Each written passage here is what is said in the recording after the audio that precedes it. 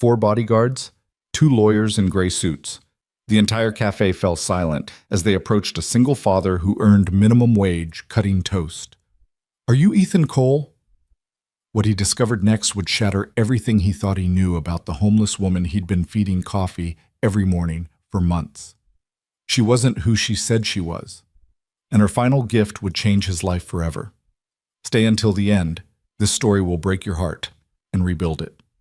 Drop a comment with your city so I can see how far this journey travels. The fluorescent lights of the Maple and Main Cafe buzzed with that familiar tired hum, the kind of sound that becomes invisible after you've heard it for 3 years straight. Ethan Cole knew that sound the way he knew the crack in the third tile behind the counter, the way he knew exactly how long to let the coffee sit before it turned bitter, the way he knew the precise angle to hold the butter knife so the toast wouldn't tear. He knew this cafe the way a prisoner knows his cell. It was 5:47 a.m. on a Tuesday in late October, and the pre-dawn darkness pressed against the windows like something trying to get in. Ethan moved through his opening routine with mechanical precision, coffee machines gurgling to life, the industrial refrigerator door squeaking on its hinges, the cash register chiming its electronic greeting. $13.23 an hour. That's what his life was worth, apparently. After taxes, after the child support payments that went to absolutely no one because Mason's mother had vanished 4 years ago, after the rent on their cramped one-bedroom apartment, Ethan Cole was worth approximately -$37 at the end of each month. He'd done the math multiple times. At 3 a.m., mostly, when sleep wouldn't come and the ceiling above his pull-out couch seemed to press down with the weight of every decision he'd ever made wrong. "You're here early." Ethan looked up to see Marge Whitmore, the cafe's owner, pushing through the back door with her usual expression of perpetual exhaustion. She was 63 years old, had owned this place for 27 years, and possessed the remarkable ability to make every sentence sound like an accusation. "Couldn't sleep?" Ethan said. Marge hung her coat on the hook by the door to her office. "That kid of yours keeping you up again?" "Mason sleeps fine. Better than I do. At his age, they should. Wait until he's a teenager. Then you'll really know what not sleeping looks like." She paused, studying him with those sharp gray eyes that missed nothing. "You look like death warmed over, Ethan." "Thank you, Marge. That's very kind." "I'm not paid to be kind. I'm paid to make sure this place doesn't burn down and the health inspector doesn't shut us down." She grabbed her apron from the hook. "Linda called in sick again. You're on double duty today." Ethan's heart sank, but he kept his face neutral. Double duty meant double the work for the same pay. It meant being on his feet for 12 hours straight. It meant getting home after Mrs. Patterson's patience with babysitting Mason had worn thin. Meant heating up whatever canned soup he could find. Meant falling into bed so exhausted that his bones ached. "Sure," he said. "No problem." Marge gave him a look that suggested she knew exactly how many problems it actually was, but she said nothing. That was the thing about Marge Whitmore. She wasn't cruel exactly. She was just someone who had run out of softness a long time ago, worn down by years of tight margins and difficult customers and employees who called in sick on the busiest days. The cafe opened at 6 a.m. sharp, and for the first hour it was the usual parade of faces, construction workers getting their coffee before the morning shift, a few elderly regulars who had nowhere else to be, the young professional in the expensive suit who always ordered a complicated drink that took 5 minutes to make and tipped exactly 75 cents, as if there were some mathematical formula that determined generosity. Ethan moved through it all with practiced efficiency, but his mind was elsewhere. It was on Mason, specifically, on the permission slip sitting on their kitchen counter that needed to be signed for a school field trip that cost $15 they didn't have. It was on the heating bill that was 2 weeks overdue. It was on the worn soles of Mason's sneakers and how much longer they could last before Ethan had to figure out which essential expense to skip this month. The bell above the door chimed at 7:23 a.m. Ethan looked up automatically, the greeting already forming on his lips, but the words died somewhere in his throat. She stood in the doorway like something washed ashore, soaking wet. Hair plastered to her face in dark, tangled strands, clothes hanging off her thin frame in a way that made it impossible to tell what color they'd originally been. Rain dripped from her sleeves, forming small pools on the linoleum floor. She couldn't have been older than 40, maybe 45, but there was something ancient in her eyes, something hollowed out. She stood perfectly still, as if she'd forgotten how to move forward, as if the simple act of entering a building was a task that required more energy than she possessed. The cafe had gone quiet. Not silent. The coffee machine still bubbled, the fluorescent lights still hummed, but the conversations had stopped. Heads had turned, eyes had narrowed. Ethan knew that look. He'd been on the receiving end of it himself, years ago, when his world had first fallen apart. The look that said, "You don't belong here. You're not one of us. Please leave so we can go back to pretending people like you don't exist." Marge emerged from the back, wiping her hands on her apron. "Oh, for God's sake, not another one." She started toward the woman with her shoulders squared. "Look, we've talked about this. You can't just—" "I've got it, Marge." The words were out of Ethan's mouth before he fully understood he was going to say them. Marge turned to look at him, eyebrows raised. "Got what exactly?" "I'll handle it." "Ethan, we can't have—" "I'll handle it," he repeated, and there was something in his voice that made Marge's objection die in her throat. She stared at him for a long moment, then threw up her hands and retreated to the back. Ethan grabbed a towel from behind the counter, one of the clean ones, not the ratty gray thing they used for spills, and walked slowly toward the woman in the doorway. She flinched when he got close, her whole body tensing like a cornered animal preparing for a blow. "Hey," he said softly. "It's okay. I'm just going to—" "Here?" He held out the towel. "You're soaked." She stared at the towel like it was a foreign object, like she'd forgotten what kindness looked like. "It's clean," Ethan added. "Promise." Slowly, so slowly it made his chest ache, she reached out and took it. Her fingers were shaking badly, and he noticed that her nails were broken, bitten down to the quick. "Thank you," she whispered, and her voice was hoarse, barely audible, like she hadn't used it in weeks. "There's a table in the back corner," Ethan said, gesturing. "It's warm over there. The heating vent runs right above it. Why don't you sit down and I'll bring you something hot to drink?" She shook her head, a quick, jerky motion. I can't have any."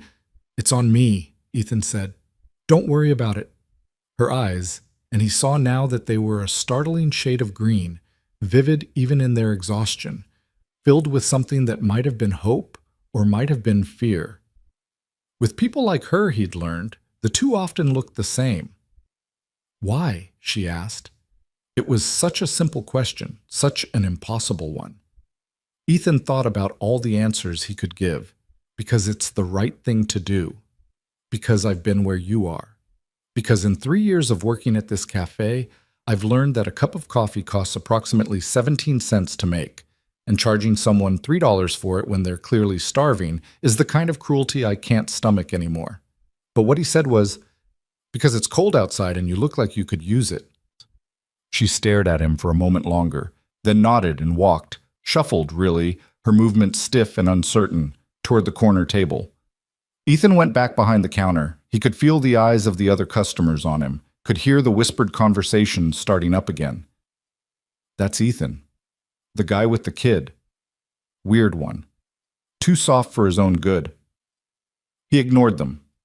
He poured a cup of coffee, the good stuff, from the pot he'd brewed fresh 15 minutes ago, and grabbed 2 slices of bread. He put them in the toaster, waited for them to pop, and buttered them carefully all the way to the edges. When he brought the coffee and toast to her table, her hands were shaking so badly that she could barely lift the cup. She tried twice, 3 times, and then set it back down with a sound that might have been frustration or despair. "Here," Ethan said, pulling out the chair across from her. "Let me." He picked up the butter knife and the toast. She'd managed to hold one piece but couldn't spread the butter, and did it for her. Slow, careful strokes, the way he did it for Mason when Mason was sick and needed taking care of. "There you go," he said, setting the toast down in front of her. "Careful, it's hot." She picked up the toast and took a bite, and something in her face changed. It was such a small thing, that bite. Just bread and butter, the most basic food in the world, but she closed her eyes while she chewed, and when she opened them again, there were tears streaming down her face. "I'm sorry," she said, wiping at her cheeks with the back of her hand. I'm sorry. I haven't. You don't have to explain anything, Ethan said. Just eat. Take your time. He should have gone back to work. Marge would be watching, keeping track of how long he spent away from the counter. But something kept him in that chair, watching this stranger eat toast like it was the first real food she'd had in days, which, he realized with a sick feeling in his stomach, it probably was. I'm Ethan, he said after a while. She looked up at him, and there was something guarded in her expression now, something careful. Harper, she said finally. My name is Harper. That's a pretty name. My mother chose it. A pause. She said it meant harp player.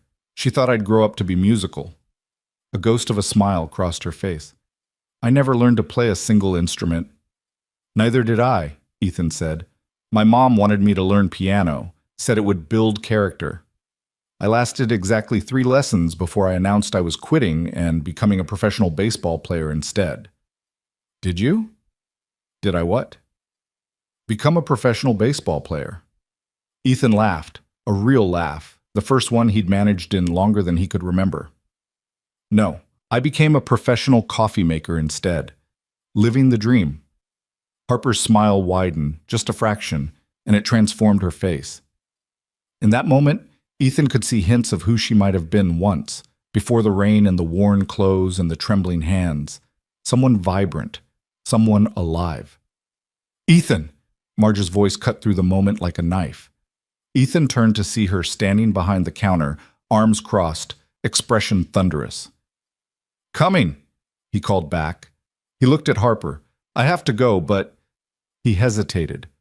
Will you be okay? Can I get you anything else before... This is more than enough, Harper said softly. This is more than I've had in... She stopped herself, shook her head. Thank you, Ethan. Truly. He nodded and stood up, but something made him pause. Harper? She looked up at him. Tomorrow, same time, same place. I'll have coffee ready for you. Her eyes widened. You don't have to... I know I don't have to. I want to. He smiled. Besides, I make a mean piece of toast. It would be criminal not to share it with the world. He walked away before she could argue, before Marge's glare could burn a hole through his back, before he could think too hard about what he was doing and why. The rest of the day passed in a blur of orders and complaints, and the endless rhythm of coffee pour smile repeat. By the time Ethan clocked out at 6 p.m., his feet were screaming and his back felt like it had been used as a punching bag. He picked up Mason from Mrs. Patterson's apartment 2 floors below theirs. Mrs. Patterson was 72 years old, widowed, and had a deep suspicion of anything that had been invented after 1985. But she loved Mason with a fierce protectiveness that made Ethan forgive every lecture she gave him about kids these days and their screens. He ate all his dinner, Mrs. Patterson reported, handing Mason off at the door, including the broccoli. Didn't even complain. Really? Ethan looked down at his son, who was studiously avoiding his gaze. Mason, did you really eat the broccoli? I hid it in my napkin, Mason admitted in a whisper, but I was going to eat it, eventually. Mrs. Patterson snorted. Children think they're so clever. I found it in my trash can, by the way, wrapped in exactly 14 napkins. Ethan tried to look stern, but Mason's guilty expression was too adorable to maintain the facade. We'll work on the broccoli, he promised Mrs. Patterson. See that you do. Growing boy needs his vegetables. Back in their apartment, which was really just a studio with a thin wall dividing the bedroom from the living area, both terms used generously. Ethan heated up canned chicken noodle soup while Mason sat at the fold-out table doing his homework. Dad? Yeah, buddy? Tommy Kramer says that his dad makes $100,000 a year. Ethan stirred the soup, keeping his face neutral. Does he? Yeah. And he says that means Tommy's dad is 100 times better than you because you only make... Mason frowned, doing the math in his head. Like, not $100,000. The spoon stopped moving in the pot. Ethan stood very still for a moment, feeling something hot and sharp behind his ribs that might have been anger or might have been shame. Mason, he said carefully, do you think how much money someone makes determines how good they are as a person? Mason thought about it. Tommy says it does. And what do you think? I think Mason chewed on his pencil, a habit Ethan had tried and failed to break. I think Tommy's dad isn't home very much because he's always working, and Tommy says he doesn't remember the last time his dad played catch with him. Ethan turned off the stove and walked over to the table. He crouched down so he was at eye level with his son. When's the last time I played catch with you? Mason grinned. Yesterday, in the hallway. Mrs. Patterson yelled at us. That she did. Ethan ruffled Mason's hair. Look, buddy, I'm not going to lie to you. We don't have a lot of money. We probably won't ever have a lot of money. But I promise you this. There is nothing in this world more important to me than you. Nothing. Not money, not work, not anything. You are my number one priority, always. Mason's eyes were serious behind his two big glasses. Even more than coffee? Ethan pretended to think about it. Well, coffee is pretty important. Dad! I'm kidding. He pulled Mason into a hug. Yes, more than coffee. More than anything. They ate dinner together, soup and crackers, the same meal they'd had 3 times this week, and then Ethan helped Mason with his math homework. Division. Mason hated division. He said the numbers didn't make sense, that cutting things into pieces was mean. What if the numbers don't want to be divided? Mason asked, glaring at a problem involving 14 apples shared among 7 friends. What if they want to stay together? Then they'll have to work it out in therapy, Ethan said. Come on, focus. 14 divided by 7. 2, Mason grumbled. Mason, but I'm registering my protest. Noted and filed under things Dad will worry about later. After homework came bath time, then story time. They were working through a battered copy of Charlotte's Web that Ethan had found at a garage sale for 50 cents, and then lights out. Ethan sat on the edge of Mason's bed, watching his son's eyes grow heavy, and felt that familiar mix of love and terror that parenthood seemed to be composed of in equal measures. Dad? I thought you were asleep. Almost. Mason's voice was dreamy, half in another world. Can you promise me something? Anything, buddy. Promise you won't ever leave, like Mom did. The words hit Ethan like a physical blow. He forced himself to keep breathing, to keep his voice steady. I promise, he said. I'm not going anywhere, ever. Good. Mason smiled, his eyes fully closed now. 'Cause I'd miss you. A lot. I'd miss you too, buddy, more than you know. He sat there long after Mason fell asleep, watching the rise and fall of his son's chest, counting breaths, reminding himself that this was what mattered. Not the money, not the exhaustion, not the way his body ached or the way his bank account bled. This. Harper came back the next morning. She was waiting by the door when Ethan arrived to open up, standing in the gray light of pre-dawn, looking slightly less like a drowned rat and more like a human being who had perhaps slept a few hours. You're early, Ethan said. You said same time. I did, but I also have to actually make the coffee before I can serve it. Was that almost a smile? It was hard to tell in the darkness. Come on, Ethan said, unlocking the door. You can keep me company while I set up. She followed him inside, her movements still hesitant, like a wild animal that hadn't yet decided if this was a trap. Ethan flicked on the lights and went through his routine, and Harper sat in her corner booth, the same one from yesterday, and watched him work. Do you always open by yourself? She asked after a while. Mostly. The morning shift is just me until 8 when the other staff come in. He measured coffee grounds into the machine. Marge. She's the owner. She comes in around 6, but she spends the first hour doing paperwork in the back. And you don't mind being alone? Ethan shrugged. I like it, actually. It's quiet. I can think. He paused.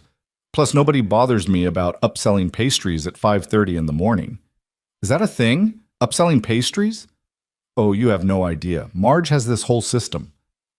Would you like a muffin with that coffee? These scones are fresh from the oven.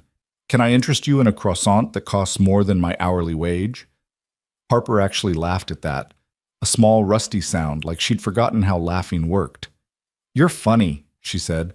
I'm sleep-deprived. It's easy to confuse the two. He brought her coffee and toast when they were ready, and she ate more slowly today, less desperately.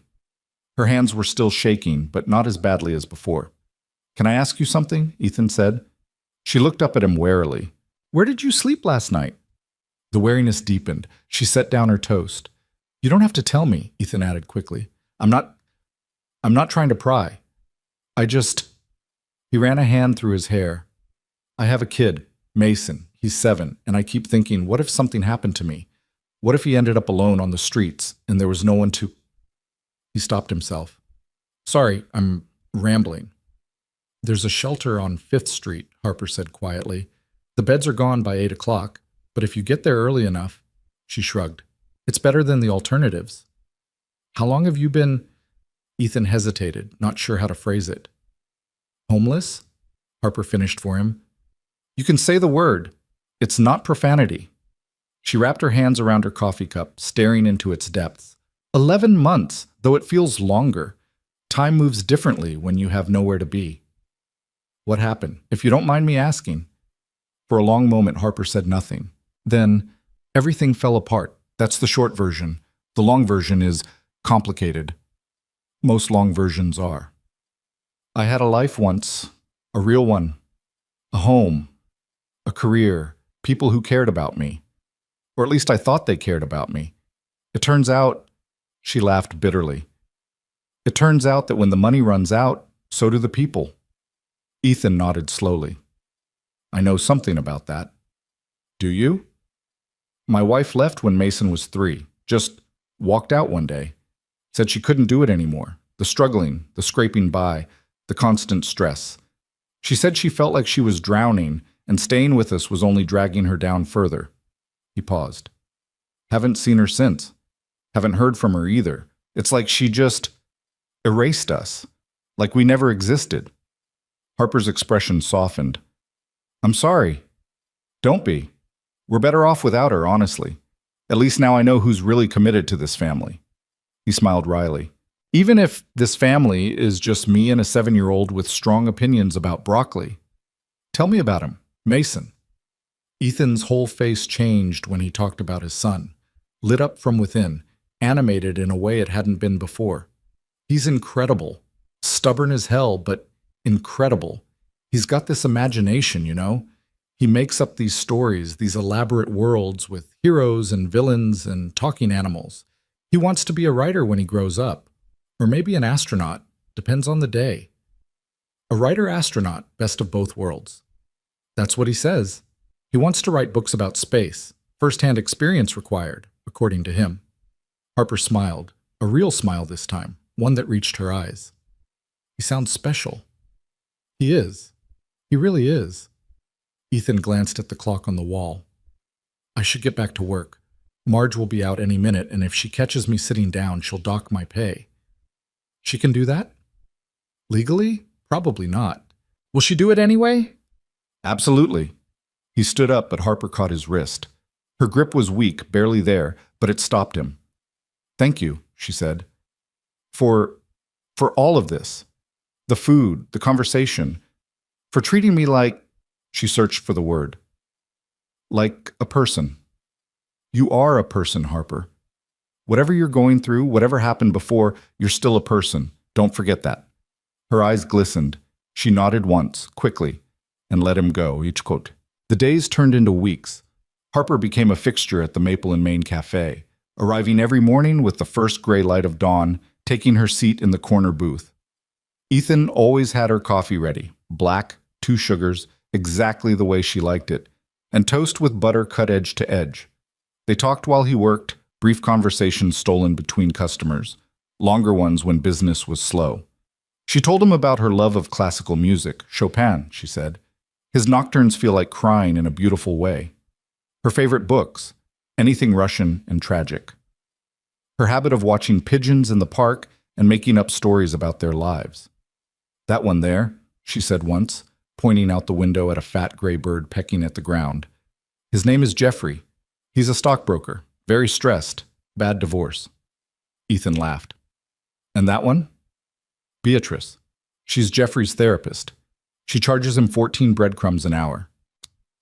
He told her about Mason, the good days and the bad, the funny stories and the heartbreaking ones. about how Mason had drawn a picture of their family for school and included a stick figure he called Miss Harper because Ethan had mentioned her once or twice at home. He drew me? Right between me and something that's either a dog or a very large hamster. He's still working on his animal anatomy. Harper's face did something complicated, happy and sad all at once. Joy and grief braided together so tightly they were indistinguishable. "I'd like to meet him sometime," she said softly. "If that's okay?" "I'd like that too." They met on a Saturday at the park near Ethan's apartment. Mason was suspicious at first, 7 years old and already old enough to understand that strangers weren't always safe, but Harper won him over within minutes. "Do you know how to make paper cranes?" she asked him, pulling a sheet of paper from her coat pocket. "What's a paper crane?" "Only the most important origami animal in the entire world. Here, let me show you." She folded the paper with quick practiced movements, her hands steady for once, and when she was done, a tiny crane sat in her palm, elegant, impossible, miraculous. Mason's eyes went wide. "How did you do that?" "Magic, but the kind of magic anyone can learn, if they practice." "Will you teach me?" "Of course, but only if your dad says it's okay." Ethan watched them together, Harper's patience, Mason's concentration, and felt something shift in his chest, something that had been locked tight for a long time, loosening. "Dad, look, I made one." Mason held up his crane. It was lumpy and crooked, more origami blob than elegant bird, but he was beaming like he'd just won the lottery. "That's beautiful, buddy. Your first crane." "Miss Harper says if you make 1,000 of them, you get a wish. Is that true?" "It's a Japanese legend," Harper said. 1,000 origami cranes, senbazuru, and the gods grant you one wish."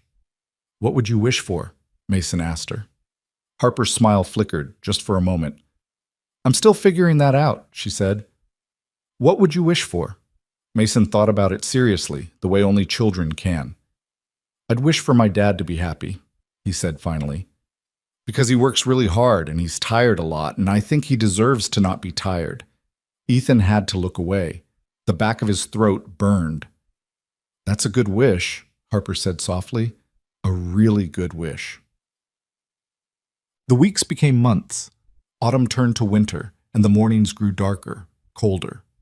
Harper wore the same thin coat she'd been wearing since October, and one day Ethan showed up with an extra one, his own winter jacket, the one he'd bought 3 years ago when money was slightly less tight.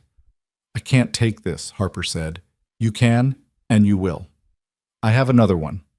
He'd borrowed Mrs. Patterson's late husband's coat, but Harper didn't need to know that. "Ethan, please, for me. I'll worry about you freezing to death, and then I'll be distracted at work, and then I'll mess up someone's order, and then Marge will fire me, and then Mason and I will be homeless too. Do you really want that on your conscience?" She laughed despite herself and pulled on the jacket. It was too big for her, hanging off her thin frame, but her face when she felt its warmth made Ethan's chest ache. "Thank you," she whispered, "for everything. You don't know what this means." "You keep saying that. Thank you for everything. But I'm not doing anything special. I'm just—" "You're treating me like a human being," Harper interrupted. "Like someone who matters. Do you know how rare that is? Do you know how long it's been since anyone looked at me and saw me?" Ethan didn't have an answer for that, so he just nodded and went back to making coffee. One evening, after Mason was in bed, Ethan sat at the kitchen table and stared at the stack of bills in front of him. The numbers swam before his eyes: rent, utilities, food, Mason's school supplies, the credit card debt he'd accumulated during the worst months after Rachel left. He did the math again, hoping it would come out different this time. It didn't. He was $400 short this month, $400 that didn't exist, that couldn't exist, that no amount of overtime or skipped lunches or creative budgeting would make appear. He put his head in his hands and let himself, just for a moment, despair. A knock at the door. Ethan wiped his face quickly. Grown men weren't supposed to cry over bills, he told himself, even though he did it more often than he'd ever admit, and opened the door to find Mrs. Patterson standing there in her bathrobe. "Everything okay, Mrs. Patterson?" "I was going to ask you the same thing." Her sharp eyes took in his face, his red eyes, the bills visible behind him on the table. You look like something the cat dragged in and then thought better of. I'm fine, just tired. She reached into her bathrobe pocket and pulled out an envelope. I found this in my mailbox. It was misdelivered. Ethan took the envelope. It was addressed to him, but there was no return address, no stamp. It had been hand-delivered. Thank you, Mrs. Patterson. You should get some sleep. That boy of yours needs you at full capacity. Yes, ma'am. He waited until she was gone before opening the envelope. Inside was a stack of bills, $500 in 20s, crisp and clean, and a folded piece of paper.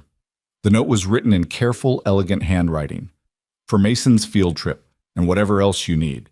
You've given me so much more than coffee and toast. Please let me give something back. H. Ethan read the note 3 times. Then he sat back down at the kitchen table and cried. Really cried. The kind of crying he hadn't done since Rachel left. Because in the middle of his darkest moment, someone had seen him. Someone had seen him, and they had cared. He tried to return the money the next morning, but Harper refused. Absolutely not. Harper, I can't accept this. He stopped himself before he said something hurtful. I'm homeless? She finished calmly. Yes, but that doesn't mean I don't have ways of getting money when I need it. What kind of ways? The legal kind. She smiled slightly. I wasn't always like this, Ethan. I had a life before. Some parts of that life are still accessible to me. Occasionally. I don't understand. You don't need to understand. You just need to accept that the money is a gift, freely given, and that refusing it would hurt me far more than accepting it ever could. He searched her face for something. Deception, ulterior motive, anything that would explain this impossible generosity from someone who had nothing and found only warmth, only sincerity, only kindness. Thank you, he said finally. I don't know how I'll ever repay you. You already have, 1,000 times over. Every cup of coffee, every piece of toast, every conversation that made me feel like a human being again. Her eyes glistened. I was drowning, Ethan. Before I walked into this cafe, I was drowning, and you threw me a lifeline. That's worth more than any amount of money. Ethan reached across the table and took her hand. It was cold, the fingers thin and fragile, but she squeezed back with surprising strength. We're going to be okay, he said. Both of us. We're going to be okay. She smiled, but there was something behind the smile. Something he couldn't quite name, something that almost looked like goodbye. Yes, she said softly. I believe we are. 3 days later, Harper asked Ethan a question that would stay with him for the rest of his life. If you could start over, she said, would you? They were sitting in the corner booth, the cafe empty in the lull between the morning rush and the lunch crowd. Outside, snow was beginning to fall. The first real snow of the season, fat flakes drifting past the window like something from a movie. Start over how? Ethan asked. If you could go back, do things differently, change the path that led you here. She gestured vaguely at the cafe, at herself, at everything. Would you? Ethan thought about it. He thought about Rachel leaving, about the years of struggle, about every moment he'd questioned whether he was doing right by Mason. He thought about the nights he'd lain awake wondering if his son would grow up damaged by the lack of money, the lack of stability, the lack of a mother who stuck around. And then he thought about Mason's laugh, about paper cranes and bedtime stories, about the way his son looked at him with complete unconditional trust, about this moment, right now, with the snow falling and the coffee warm and Harper across from him, asking questions that cut straight to the heart of everything. No, he said finally. I don't think I would. Harper tilted her head. Really? Even with everything you've been through? Everything I've been through led me here, to Mason, to this cafe, to... He hesitated. To you. And maybe that's naive, or maybe that's just the coffee talking, but I think we're supposed to meet the people we meet. I think there's a reason for all of it, even the hard parts. Especially the hard parts. Harper's eyes were bright, and she was looking at him with an expression he couldn't quite read. You really believe that? I really do. She reached across the table and took his hand again. Her fingers were warm this time, warmer than they'd ever been, and she held on like she was memorizing the feeling. You're a good man, Ethan Cole, she said. A really, really good man. I'm just trying to do my best. That's exactly what makes you good. She smiled, and there was something different about it, something final. Can you promise me something? Anything. Promise me that you'll keep being this way, that you won't let the world make you hard, that you'll keep seeing people, really seeing them, even when it would be easier not to. Harper, why are you? Just promise me, please. He looked at her, really looked, trying to understand what was happening, why this conversation felt like a goodbye when she was sitting right in front of him, and saw the truth written in the lines of her face. She was saying goodbye. She was saying goodbye, and she wasn't going to explain why. I promise, he said. She squeezed his hand once more, then let go and stood up. I have to go, she said, but I'll see you tomorrow, same time, same place. Harper, I'll see you tomorrow, Ethan. She walked out into the snow, and he watched her go until she disappeared around the corner, her borrowed jacket bright against the white. That night, he couldn't sleep. He lay awake for hours, staring at the ceiling, trying to shake the feeling that something had fundamentally shifted, that the world had tilted on its axis, and he was the only one who'd noticed. The next morning, Harper didn't come, or the morning after that, or the morning after that. On the third day, Ethan arrived at the cafe 2 hours early, before dawn, before even the first gray light. He waited by the door, watching the street, counting the minutes. She never came. By the fourth day, the worry had turned to fear. By the fifth, fear had become something closer to panic. He called the shelter on 5th Street. No one by that name, they said. He walked the streets near the cafe, asking anyone who would listen if they'd seen a woman with green eyes and a too-big coat. He did everything he could think of and came up with nothing. On the 6th morning, Ethan woke to the sound of rain. It was a cold rain, the kind that seeps into your bones and doesn't let go, and as he walked to work through the gray streets, he found himself bargaining with a God he wasn't sure he believed in. Please let her be okay. Please let her walk through that door, please. He opened the cafe and went through his routine on autopilot. Coffee machine, lights, register, toast. The familiar rhythm was a kind of anesthesia, numbing the worst of the fear. At 7:23 a.m., the door opened. Ethan's head snapped up, heart pounding, hope so bright it was almost painful. But it wasn't Harper. It was 4 men in black suits, faces hard, postures rigid. Bodyguards. The word registered somewhere in Ethan's brain, though he couldn't have said why. Behind them came 2 more people, a man and a woman in gray, carrying briefcases, their expressions carefully neutral. Lawyers, Ethan thought. Why do I know they're lawyers? The entire cafe had gone silent. Every customer, every conversation, all of it had stopped. One of the lawyers stepped forward. Ethan Cole? Ethan's mouth was dry. His hands were shaking. That's me. The lawyer nodded once. Is there somewhere private we can talk? What is this about? The lawyers exchanged a glance. The female one reached into her briefcase and pulled out a photograph, a glossy, professional headshot of a woman with green eyes and brown hair, wearing clothes that cost more than Ethan made in a year. The woman in the photograph was smiling. The woman in the photograph was Harper. I'm sorry to inform you, the lawyer said, that Harper Lane passed away 2 nights ago. The words didn't make sense. Ethan heard them, passed away, 2 nights ago, but they refused to arrange themselves into meaning. That can't be. I just saw her. Please, the lawyer said. If we could speak somewhere private, there are matters we need to discuss, matters concerning Miss Lane's estate. Estate. The word hung in the air, wrong and impossible, and Ethan felt the floor tilt beneath him. I don't understand, he said. Harper wasn't. She was homeless. She didn't have an estate.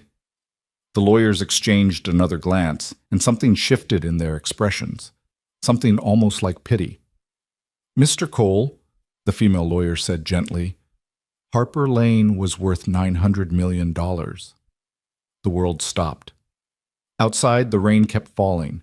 Inside, the coffee machine kept bubbling, and Ethan Cole stood behind the counter of the Maple and Main Café, trying to understand how everything he thought he knew had just been shattered into 1,000 pieces. $900 million. The woman he'd been feeding toast and coffee. The woman who'd slept in shelters and worn secondhand clothes and cried over a piece of buttered bread was worth $900 million. And she was gone. She was gone, and she'd left something behind. For him. The silence in the cafe stretched on for what felt like hours, though it could only have been seconds. Ethan stood frozen behind the counter, his hands gripping the edge so hard his knuckles had turned white. The words echoed in his skull, refusing to settle into anything resembling reality. $900 million. Harper Lane. Passed away 2 nights ago. Mr. Cole? The female lawyer's voice cut through the fog. Perhaps we should sit down. Ethan nodded mechanically, his body moving without conscious thought. He walked around the counter on legs that felt like they belonged to someone else and led the group to Harper's booth. Her booth, the corner table where she'd sat every morning, where they'd talked about paper cranes and Russian novels and the secret lives of pigeons. The bodyguards remained standing, 2 by the door and 2 flanking the table, their faces expressionless. The lawyers slid into the booth across from Ethan, setting their briefcases on the table with a soft click. My name is Victoria Chen, the female lawyer said, and this is my colleague, Robert Hartley. We represent the estate of Harper Elaine Lane. I don't understand, Ethan managed. His voice sounded strange to his own ears, distant, hollow. Harper was homeless. She slept in shelters. She couldn't even afford breakfast. How could she possibly be worth $917 million to be precise? Robert Hartley interjected. He had a clipped, efficient way of speaking, as if every word cost money, though that figure fluctuates somewhat depending on market conditions.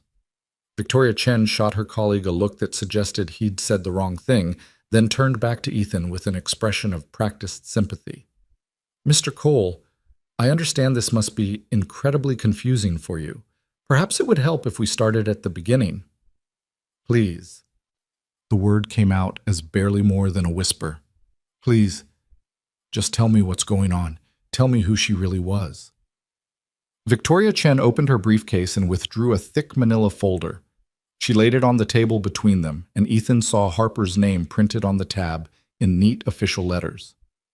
Harper Elaine Lane, Victoria began, was born on March 15, 1979, in Greenwich, Connecticut. Her father, William Lane, was the founder and CEO of Lane Technologies, a semiconductor company that he built from nothing into one of the most successful tech firms on the East Coast. Her mother, Catherine, came from old money, the Ashworth family of Boston. Harper was their only child.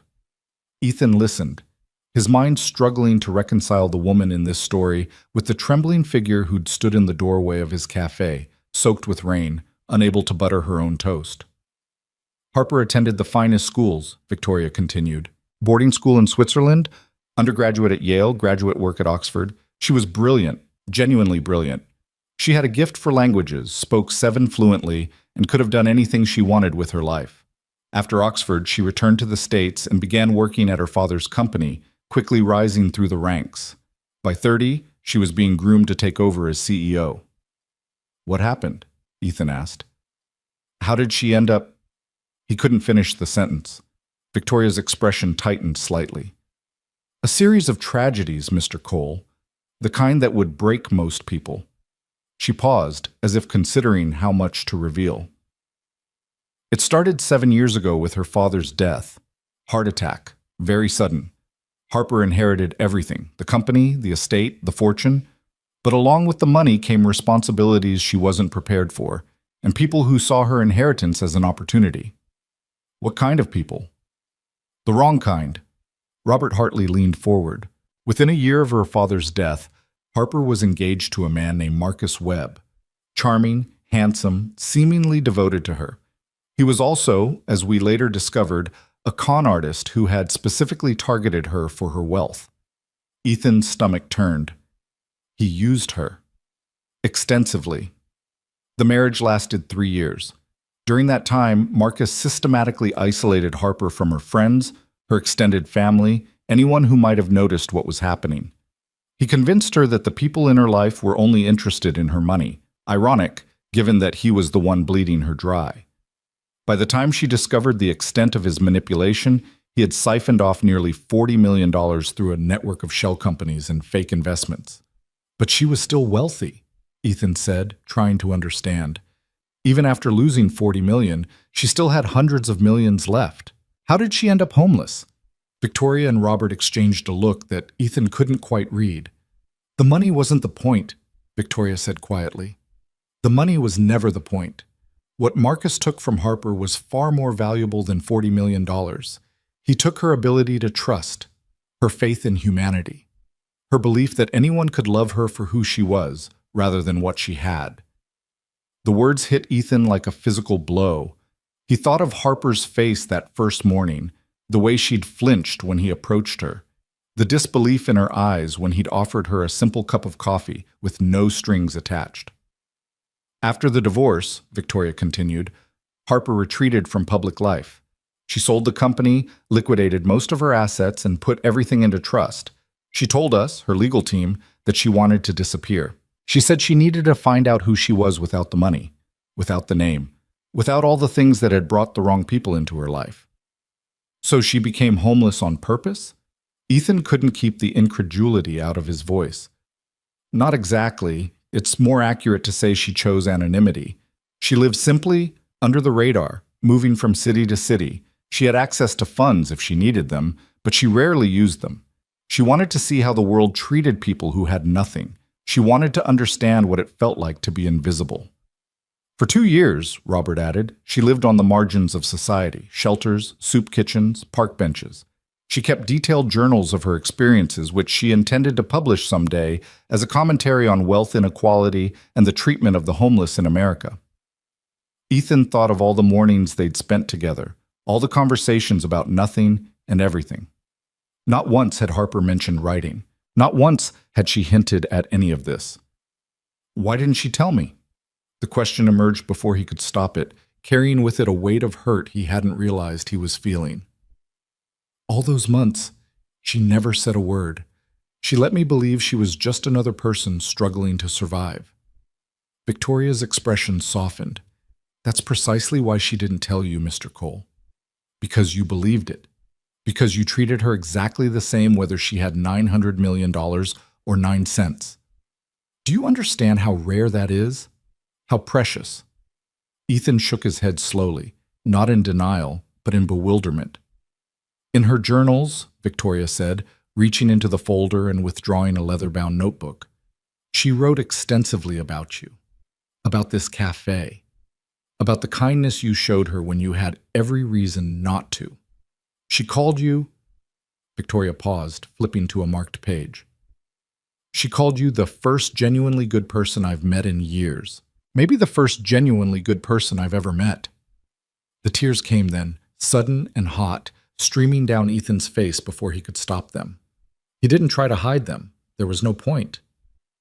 What happened to her? He asked, his voice breaking. How did she die? Victoria closed the journal gently. Cancer, pancreatic. She was diagnosed 8 months ago, shortly before she came to this city.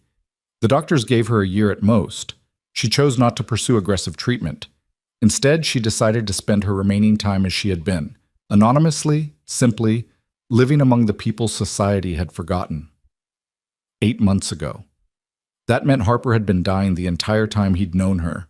Every cup of coffee, every piece of toast, every conversation, she'd been carrying the weight of her own mortality, and she'd never said a word.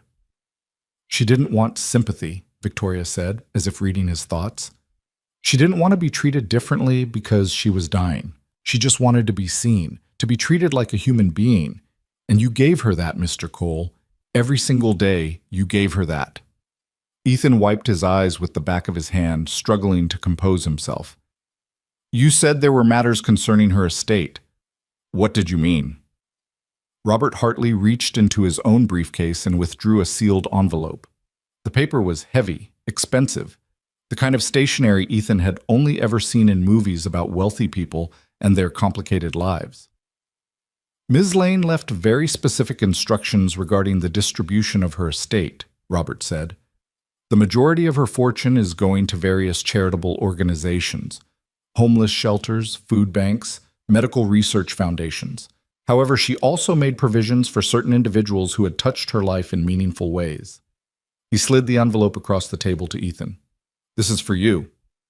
Ethan stared at the envelope like it was a bomb about to detonate. His name was written on the front in Harper's elegant handwriting, the same handwriting from the note that had accompanied the $500.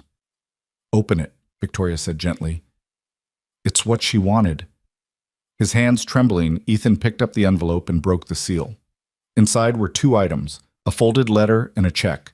He looked at the check first.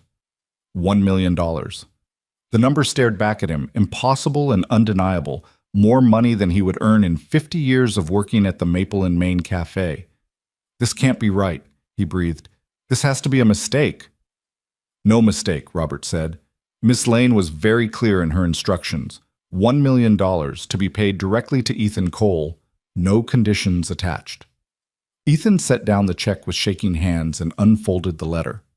Harper's handwriting filled the page, and he could almost hear her voice as he read. "Dear Ethan, if you're reading this, it means I'm gone. I'm sorry I couldn't say goodbye properly. I'm sorry for so many things, for the secrets I kept, for the truth I couldn't tell you, for leaving without explanation. But most of all, I'm sorry that I won't get to see what happens next for you and Mason. I would have liked that very much. By now, Victoria and Robert have told you who I really was. I imagine you're confused, maybe even angry. I wouldn't blame you. I lied to you every day for months, and that's not something that's easily forgiven. But I hope you'll understand why I did it. All my life, I've been surrounded by people who saw me as a bank account with legs. My wealth was the first thing they noticed, and the only thing they cared about. I learned early that money doesn't buy happiness, but I also learned something worse. Money buys loneliness. The more you have, the less you can trust anyone's motives, including your own. When I met you, I was at the end of my rope. Not just because of the diagnosis, though that certainly didn't help, but because I had lost faith in humanity entirely. I had decided that people were fundamentally selfish, that kindness was always transactional, that no one did anything good unless there was something in it for them. And then you handed me a towel. You buttered my toast. You sat with me and talked to me like I mattered. You didn't know who I was. You didn't know what I had. You just saw a person in need and you helped. No questions, no conditions, no expectations. Ethan, you have no idea how rare that is. You have no idea what it meant to me. The money I'm leaving you isn't payment for your kindness. Kindness like yours can't be bought. It's a gift, freely given, because I want you to have the chance I never got, the chance to start over without the weight of financial worry crushing you. Use it to build a life for yourself and Mason. Take him on the field trip. Buy him new shoes. Pay off your debts. And maybe, if there's anything left over, do something good for someone who needs it. Not because you have to, because you want to. You asked me once if I could start over, would I? At the time, I wasn't sure how to answer, but I've thought about it a lot since then, and I've finally figured it out.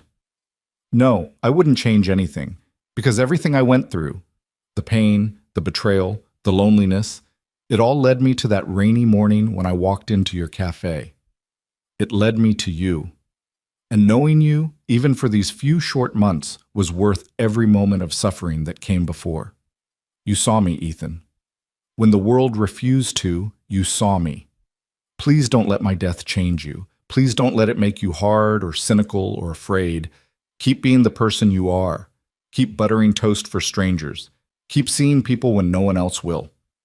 The world needs more people like you. Thank you for everything. Thank you for the coffee and the toast and the conversations. Thank you for letting Mason fold paper cranes with me. Thank you for treating me like a human being when I had forgotten I was one. I'll be watching over you both. I believe that now, even though I'm not sure I believed it before I met you. You taught me that there's still good in the world. That's a gift no amount of money could ever repay. Start over. Build something good. And remember me kindly. With all my love, Harper. Ethan read the letter 3 times, tears streaming down his face, his heart breaking and mending and breaking again with every word. When he finally looked up, Victoria Chen was watching him with an expression of genuine compassion.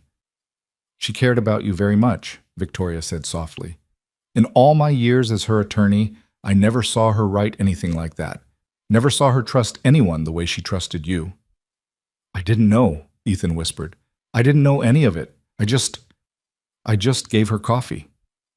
Sometimes that's enough. Sometimes that's everything. Robert Hartley cleared his throat, shifting uncomfortably in a way that suggested emotional displays weren't his forte. "There are some practical matters we need to discuss. The tax implications of the inheritance, the transfer of funds, paperwork that needs to be signed, but that can wait until you've had time to process all of this." "There's one more thing," Victoria said. She reached into the folder and withdrew a small object wrapped in tissue paper. "She asked us to give this to Mason." Ethan took the package and unwrapped it carefully. Inside was a paper crane, but not an ordinary one. This crane was made of gold, every fold and crease perfectly preserved, every detail exquisite. It hung on a delicate chain, a pendant small enough for a child to wear. "She had it commissioned months ago," Victoria explained, "before she got too sick.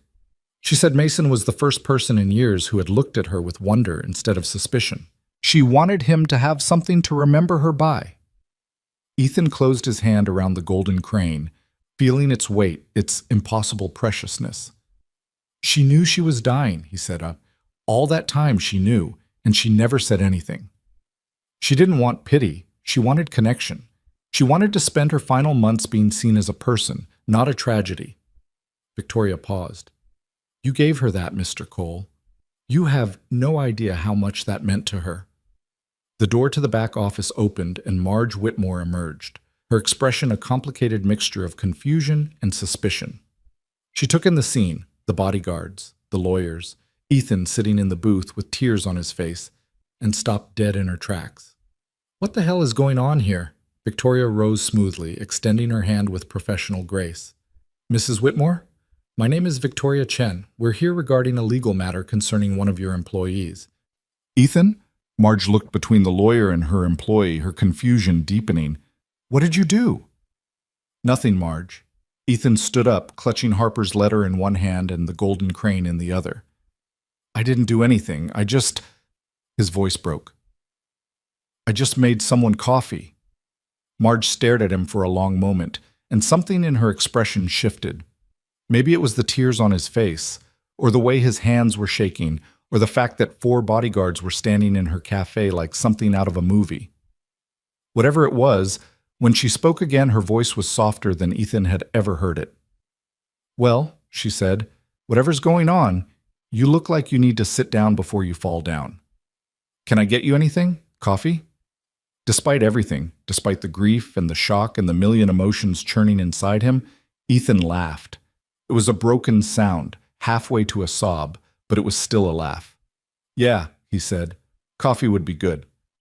The next few hours passed in a blur of paperwork and explanations. Victoria and Robert walked him through the legal process with patient efficiency, explaining everything twice when he couldn't focus, giving him space when the grief became too overwhelming. The check would be deposited directly into his bank account. There were no conditions, no restrictions. The money was his to do with as he pleased. By the time they left, the morning rush had come and gone, and the afternoon sun was struggling to break through the clouds. Ethan sat alone in Harper's booth, staring at the check in his hands, still unable to fully believe it was real. $1 million. He could pay off all his debts. He could move Mason into a real apartment with an actual bedroom instead of a corner separated by a curtain. He could buy his son new clothes, new shoes, all the things he'd been unable to provide. He could start a college fund. He could... His mind stalled on the enormity of it. He could do anything. The door chimed and Ethan looked up to see Marge standing awkwardly by the counter, a cup of coffee in each hand. "Mind if I sit?" Ethan nodded, and she slid into the booth across from him, setting one of the cups in front of him. They sat in silence for a moment, neither quite knowing what to say. "So," Marge said finally, "that woman, the one you kept feeding breakfast to, she was some kind of secret millionaire?" "Billionaire, actually." Marge's eyebrows rose. "Jesus Christ." "Yeah." "And she left you $1 million because you gave her coffee?" "And toast." Ethan took a sip of his coffee. It was too hot, burning his tongue, but he barely felt it. "She really liked the toast." Marge shook her head slowly, processing. I owe you an apology, Ethan. For what? For giving you grief about her. Every time you sat down with her, every time you spent a few extra minutes on her order, I was in the back counting the minutes, thinking about how you were wasting company time on some homeless woman who wasn't even paying. Marge, let me finish. She held up a hand. I was wrong. I was looking at her and seeing a liability, a nuisance, another mouth to feed without anything in return. But you, she paused, seeming to struggle with the words.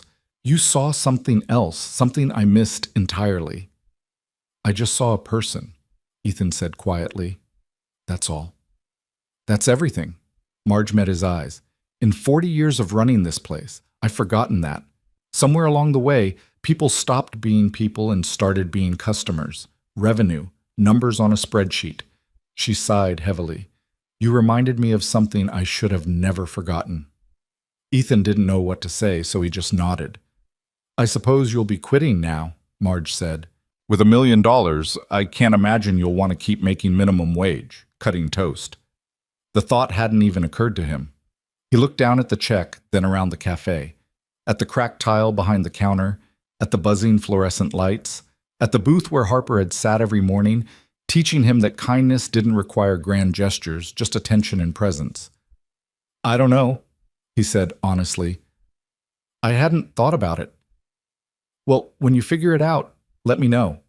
I'll need time to find a replacement. She paused. Though I doubt I'll find anyone half as good as you. Coming from Marge, that was practically a declaration of love. The rest of the day passed in a haze. Ethan finished his shift on autopilot, his body going through the motions while his mind grappled with everything that had happened. When 6 o'clock finally came, he clocked out and walked to Mrs. Patterson's apartment to pick up Mason. His son greeted him at the door with his usual enthusiasm, launching himself at Ethan's legs with enough force to nearly knock him over. Dad, I drew a picture at school today. Want to see? Always, buddy, always. Mason produced a crumpled piece of construction paper covered in crayon. There were stick figures everywhere, some at desks, some playing, and one particularly tall figure that Ethan recognized as himself, standing next to a smaller figure that was clearly Mason. That's you and me, Mason explained unnecessarily. And that's my teacher, Mrs. Rodriguez.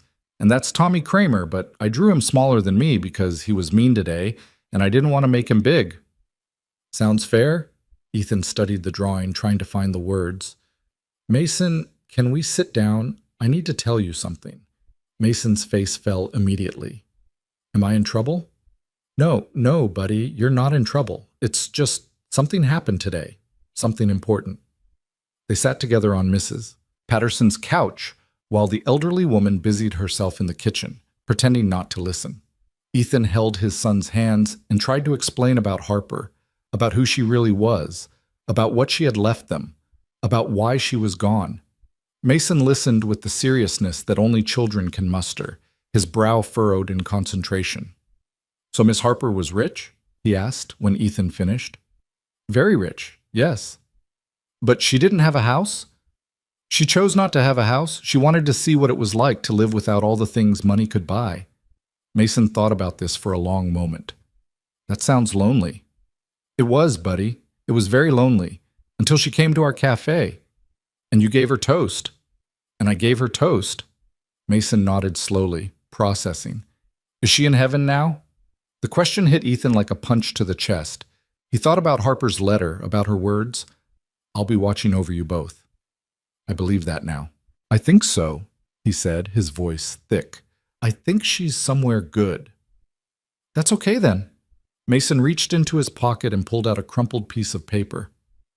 Look, Dad, I made another crane. I've been practicing like Miss Harper showed me.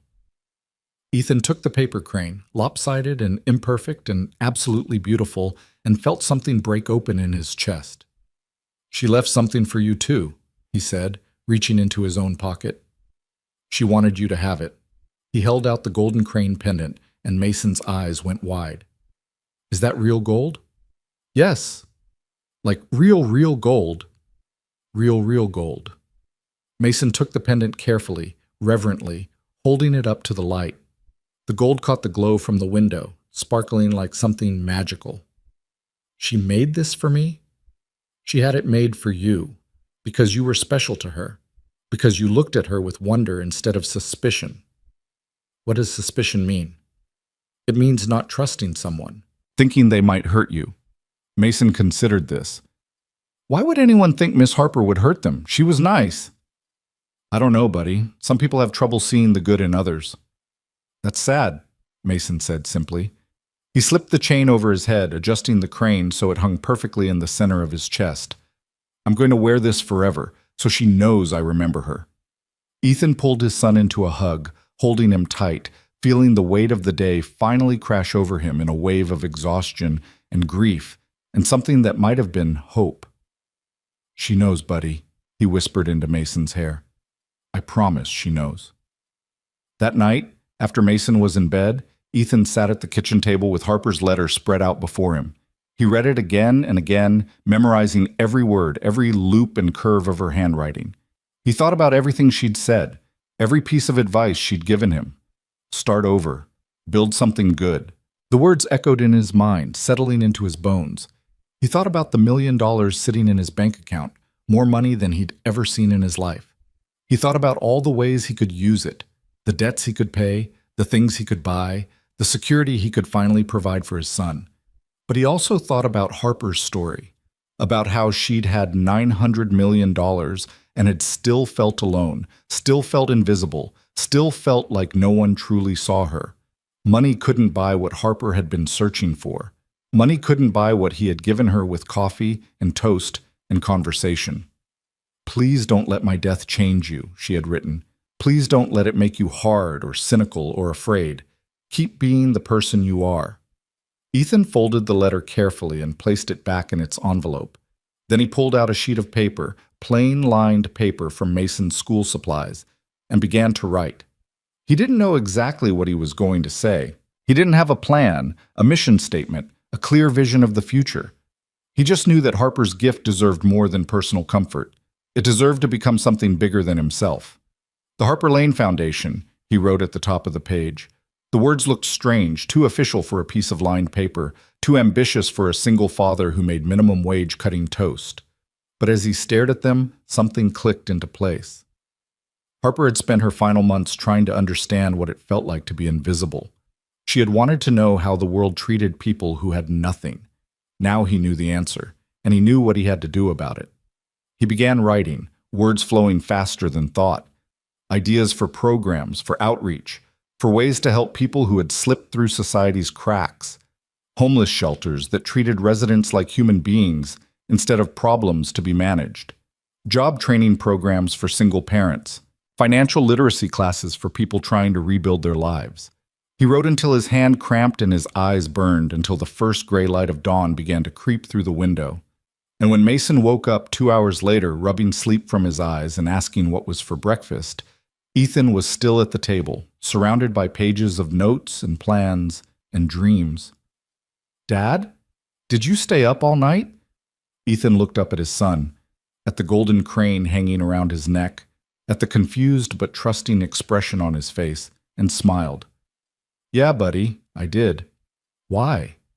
Because Miss Harper gave me an idea, a really big idea, and I couldn't sleep until I got it all down. Mason climbed into the chair next to him, peering at the papers with curious eyes. What kind of idea? The kind that helps people, the kind that makes sure no one ever has to feel invisible again. Mason nodded seriously, as if this made perfect sense. Can I help? Ethan pulled his son into his lap, holding him close. Yeah, buddy, I think you can.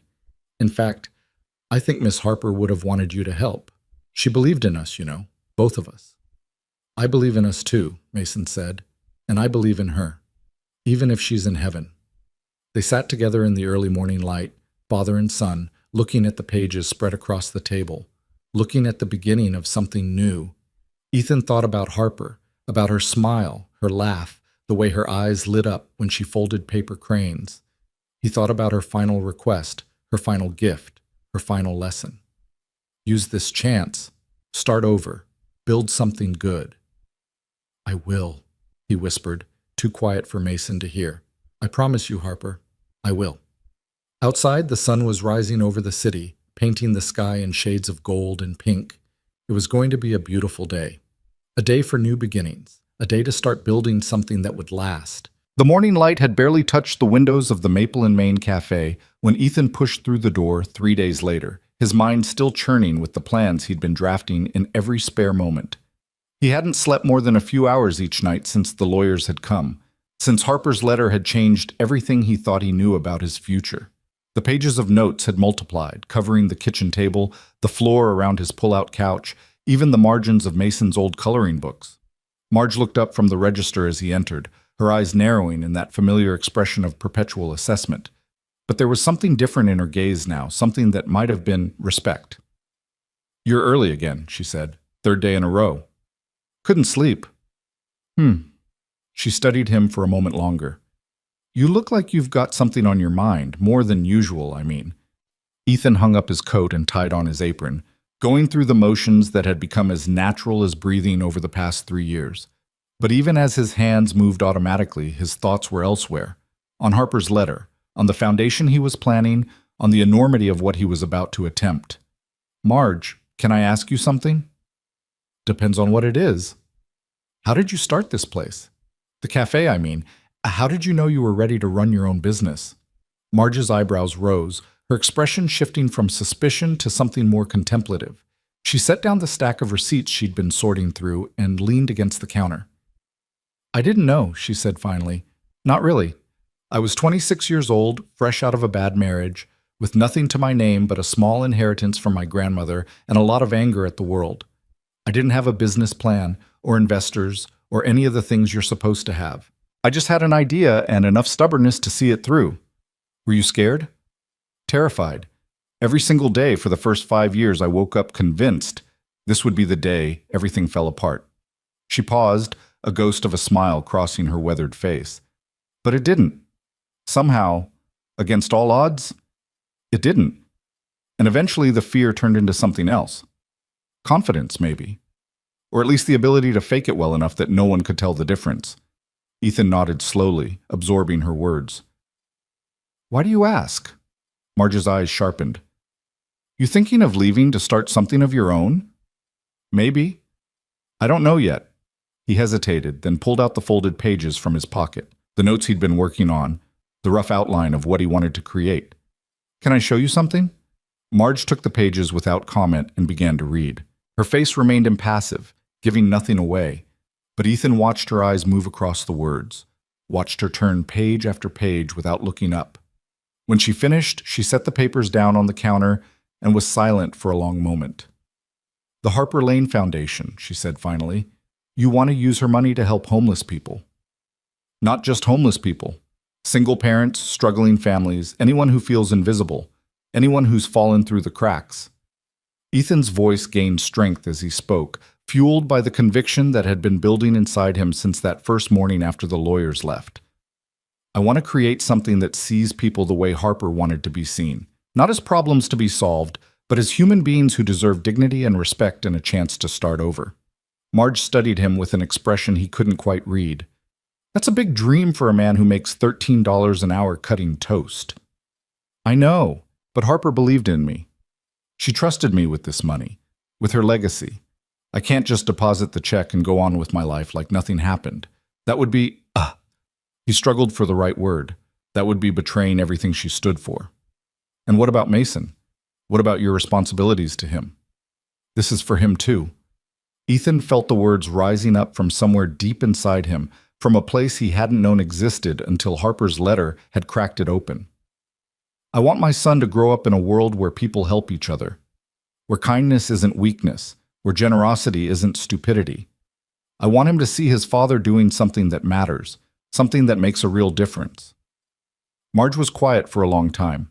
The coffee machine bubbled in the silence, and somewhere outside a car horn honked.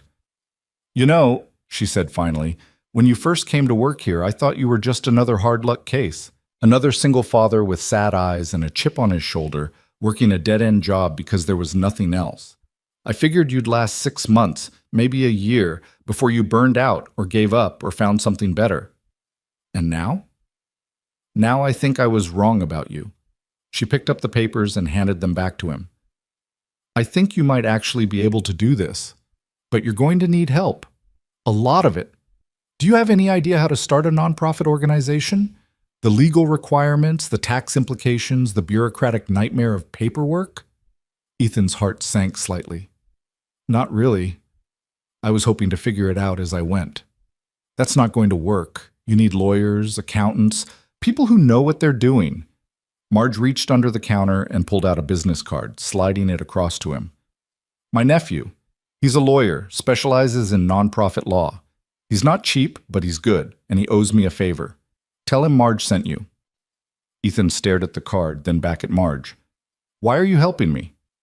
Because that woman, Harper, she saw something in you that most people miss. And if she thought you were worth $1 million and her entire legacy, then maybe I should take another look too. She paused, her expression softening almost imperceptibly. Besides, this town could use a foundation like the one you're describing. God knows there are enough people falling through the cracks. The door chimed, and the first customer of the day walked in, an elderly man in a worn coat who ordered the same thing he'd ordered every morning for 15 years. Ethan moved to serve him, but Marge waved him off. I've got this one. You go make some phone calls. And Ethan? He turned back. Don't quit on me just yet. I still need you for the morning shift until I can find someone half as good. For the first time in days, Ethan smiled. Thanks, Marge. Don't thank me. Just don't screw this up. The following weeks were a whirlwind of activity that left Ethan exhausted and exhilarated in equal measure. Marge's nephew, a sharp-eyed attorney named David Chen, took on the legal work of establishing the foundation with an enthusiasm that surprised Ethan. This is exactly the kind of project I got into nonprofit law to do, David said during their first meeting, spreading documents across the conference table in his downtown office. Most of my clients want to set up vanity foundations, tax shelters disguised as charity, ways to put their names on buildings without actually helping anyone. But this?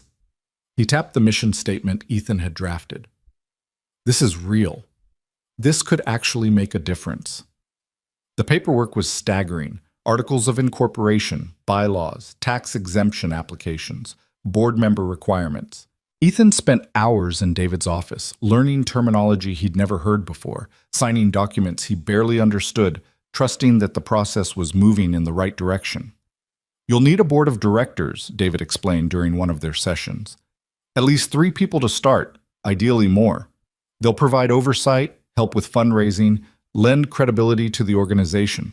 Do you have anyone in mind? Ethan thought about it. Victoria Chen, the lawyer who handled Harper's estate. She knew Harper better than almost anyone, and she seemed to care about what happened to the foundation. Good choice. Anyone else? Marge Whitmore.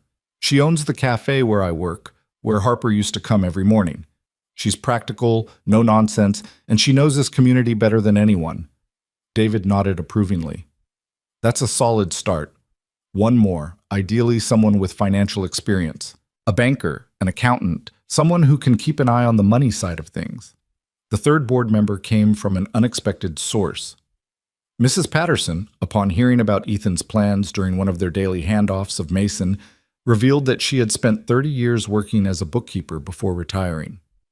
I may be old, she said, fixing Ethan with her sharp gray eyes, but my mind is still sharp enough to spot a numerical discrepancy at 50 paces. If you need someone to make sure the money goes where it's supposed to, I'm your woman. Mrs. Patterson, I couldn't ask you to. You're not asking. I'm offering. That woman, Harper, she sounded like someone special, and if this foundation is going to honor her memory, then it needs to be run properly. No cutting corners, no sloppy bookkeeping, no room for anyone to question where the funds are going.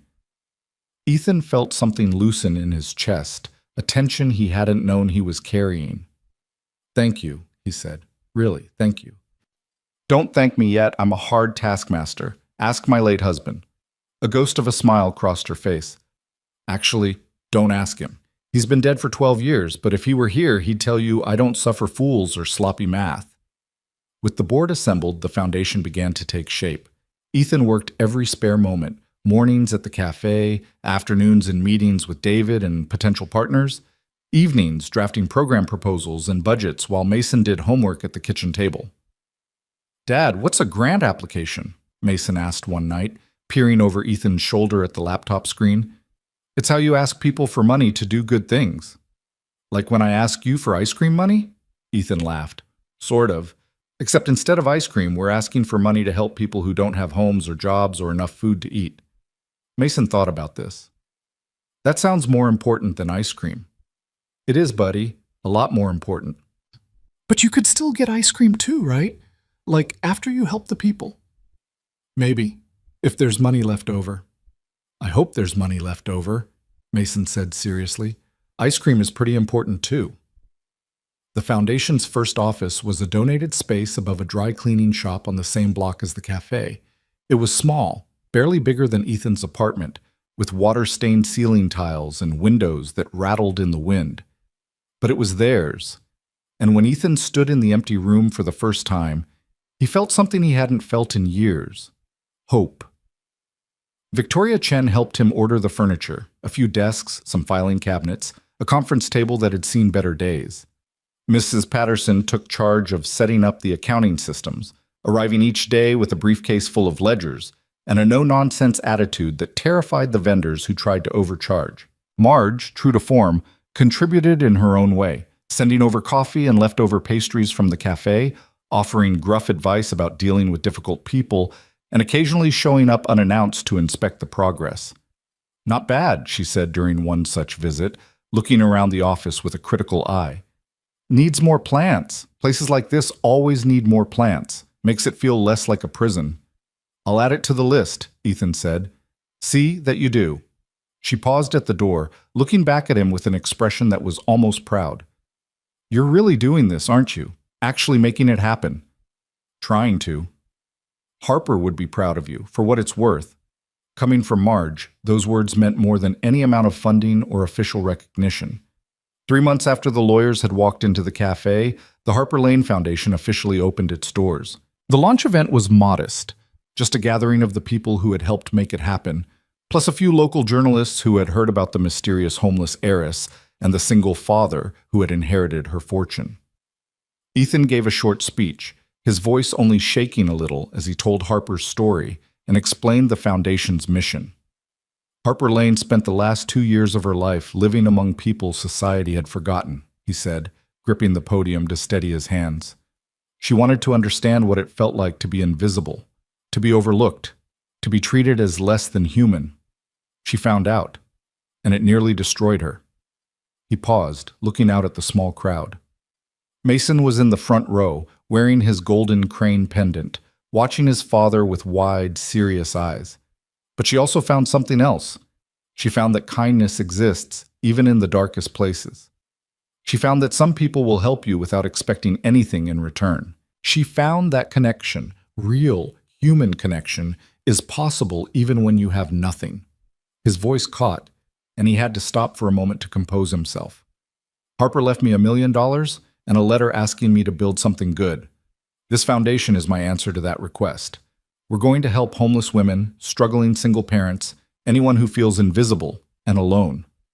We're going to see people the way Harper wanted to be seen, as human beings deserving of dignity and respect.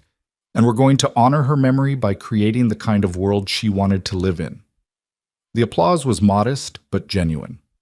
After the speeches, as people mingled and drank coffee from the donated urn, Victoria Chen approached Ethan with a manila envelope.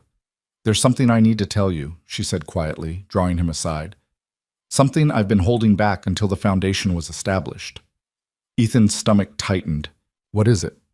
Harper left more than just the $1 million for you personally. She also designated a significant portion of her estate, $100 million, to be used as an endowment for the foundation, to be released once it was officially operational. The number hit Ethan like a physical blow. He actually staggered, reaching out to steady himself on a nearby desk. 100 million? She wanted to make sure the foundation had the resources to truly make a difference, not just for a few years, but for generations. Victoria handed him the envelope. The paperwork is all here. The funds will be transferred to the foundation's account within the week. Ethan opened the envelope with shaking hands and found another letter inside, shorter than the first, written in Harper's now familiar handwriting. Dear Ethan, if you're reading this, it means you actually did it. You took my gift and turned it into something real. I knew you would. This money isn't charity. It's an investment in you, in your vision, in the world I hope you'll help create. Use it wisely. Hire good people. Build something that will last long after both of us are gone. And remember, it's not about the money. It was never about the money. It's about seeing people, really seeing them. That's the hardest thing in the world and the most important. I'm proud of you, Ethan Cole. More than you'll ever know. Love always, Harper. Ethan read the letter twice, then folded it carefully and put it in his pocket next to the first one. He would keep both letters with him always, a reminder of what he was fighting for and why. Are you okay? Victoria asked, her voice gentle. Yeah. He wiped his eyes with the back of his hand. Yeah, I think I am. The first year of the Harper Lane Foundation was a learning experience in every sense of the word. There were triumphs and setbacks, moments of incredible progress and periods of crushing frustration. Ethan made mistakes, plenty of them, but he also learned, adapted, grew. The Foundation's first program was a pilot partnership with local homeless shelters, providing not just beds and meals, but comprehensive support services. Case managers who treated clients with dignity, job training programs that actually led to employment, financial literacy classes that helped people rebuild their lives from the ground up. Ethan spent hours visiting the shelters, talking to the residents, listening to their stories. He heard about lost jobs and broken families, about addictions and mental illness, about the 1,000 small disasters that could send anyone spiraling down into homelessness. He heard about the indignities they faced every day, the averted eyes, the cruel comments, the way society treated them as problems rather than people. And he thought of Harper, living among them, experiencing everything they experienced, trying to understand. You're different, a woman named Sandra told him one evening at the 5th Street shelter, the same shelter where Harper had sometimes stayed. Sandra was in her 50s, gray-haired and weathered, with eyes that had seen too much. Most people who come here with money, they want to feel good about themselves. They give us things and take pictures and then go back to their comfortable lives. But you actually listen. I had a good teacher, Ethan said. The woman who started all this, Harper. You knew her? Sandra nodded slowly. She stayed here a few times during the worst weather, kept to herself mostly, but she was kind. Helped me once when I was having a bad night, sat with me until morning, just talking, never asked for anything in return. Ethan felt his throat tighten. That sounds like her. When I heard about the foundation, about who she really was, I couldn't believe it. All that money, and she chose to live like us. Sandra shook her head in wonder. I asked her once why she was here, and you know what she said? She said she was trying to remember what it felt like to be human. Did she find it? I don't know. But I think maybe she was looking in the wrong place. Sandra met his eyes. Being human isn't about suffering, it's about connection. And she had that at the end. With you. With the little boy she told me about, your son. She talked about Mason? All the time. She said he looked at her like she was magic. Sandra smiled, and for a moment the weariness fell away from her face. I think that's what she needed more than anything, someone to look at her with wonder instead of pity. That conversation stayed with Ethan for a long time. He thought about it during the long days and longer nights, during the board meetings and fundraising events, during the moments when the work seemed overwhelming and impossible. He thought about it when the foundation opened its first transitional housing facility, a converted apartment building that provided not just shelter, but a pathway to independence. 20 units for families in crisis with on-site childcare, job placement services, and the kind of support that actually helped people get back on their feet. He thought about it when the local newspaper ran a feature story on the foundation, bringing in a wave of donations and volunteers. When the mayor's office called to discuss a citywide partnership. When other organizations began reaching out, wanting to replicate the model in their own communities. And he thought about it when Mason, now 8 years old, asked if he could start volunteering at the foundation after school. I want to help, Mason said, clutching his golden crane pendant the way he always did when he was being serious. Like Miss Harper helped people. Like you help people. What kind of helping did you have in mind? I could teach kids to make paper cranes. Miss Harper taught me, and now I can teach them. His eyes were bright with enthusiasm. She said if you make 1,000 cranes, you get a wish. Maybe we could make 1,000 cranes together and wish for everyone to have a home. Ethan pulled his son into a hug, feeling the familiar ache in his chest that came whenever Mason reminded him of Harper. That's a beautiful idea, buddy. Let's do it. The Paper Crane Project became one of the Foundation's most beloved programs. Every Saturday afternoon, Mason would set up a table in the community room of the transitional housing facility and teach anyone who wanted to learn, children and adults alike, how to fold the delicate birds.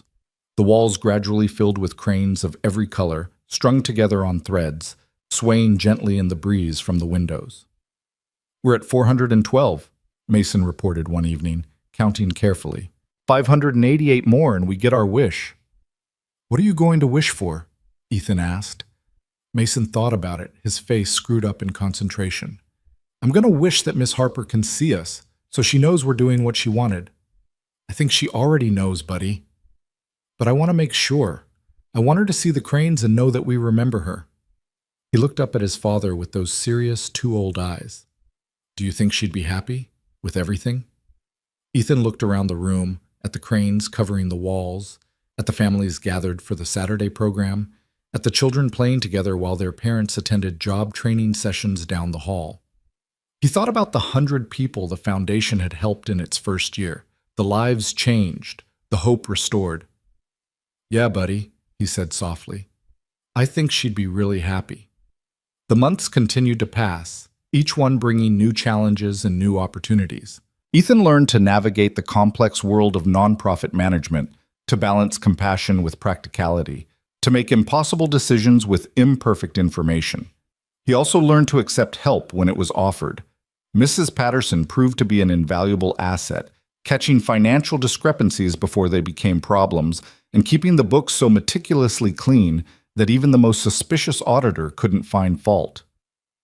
Victoria Chen joined the staff part-time, using her legal expertise to protect the Foundation's interests and her knowledge of Harper to keep the organization true to its mission. And Marge, gruff, practical, no-nonsense Marge, became an unexpected source of wisdom and support. She never coddled Ethan or told him what he wanted to hear, but she was always there with honest advice when he needed it. "You're spreading yourself too thin," she said one morning when he stopped by the cafe, looking exhausted. "You can't help anyone if you run yourself into the ground." "There's so much to do, so many people who need help. And there will always be more.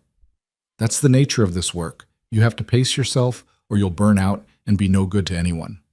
She poured him a cup of coffee, the good stuff from the fresh pot. "Harper didn't leave you that money so you could work yourself to death. She left it so you could build something sustainable, something that would last."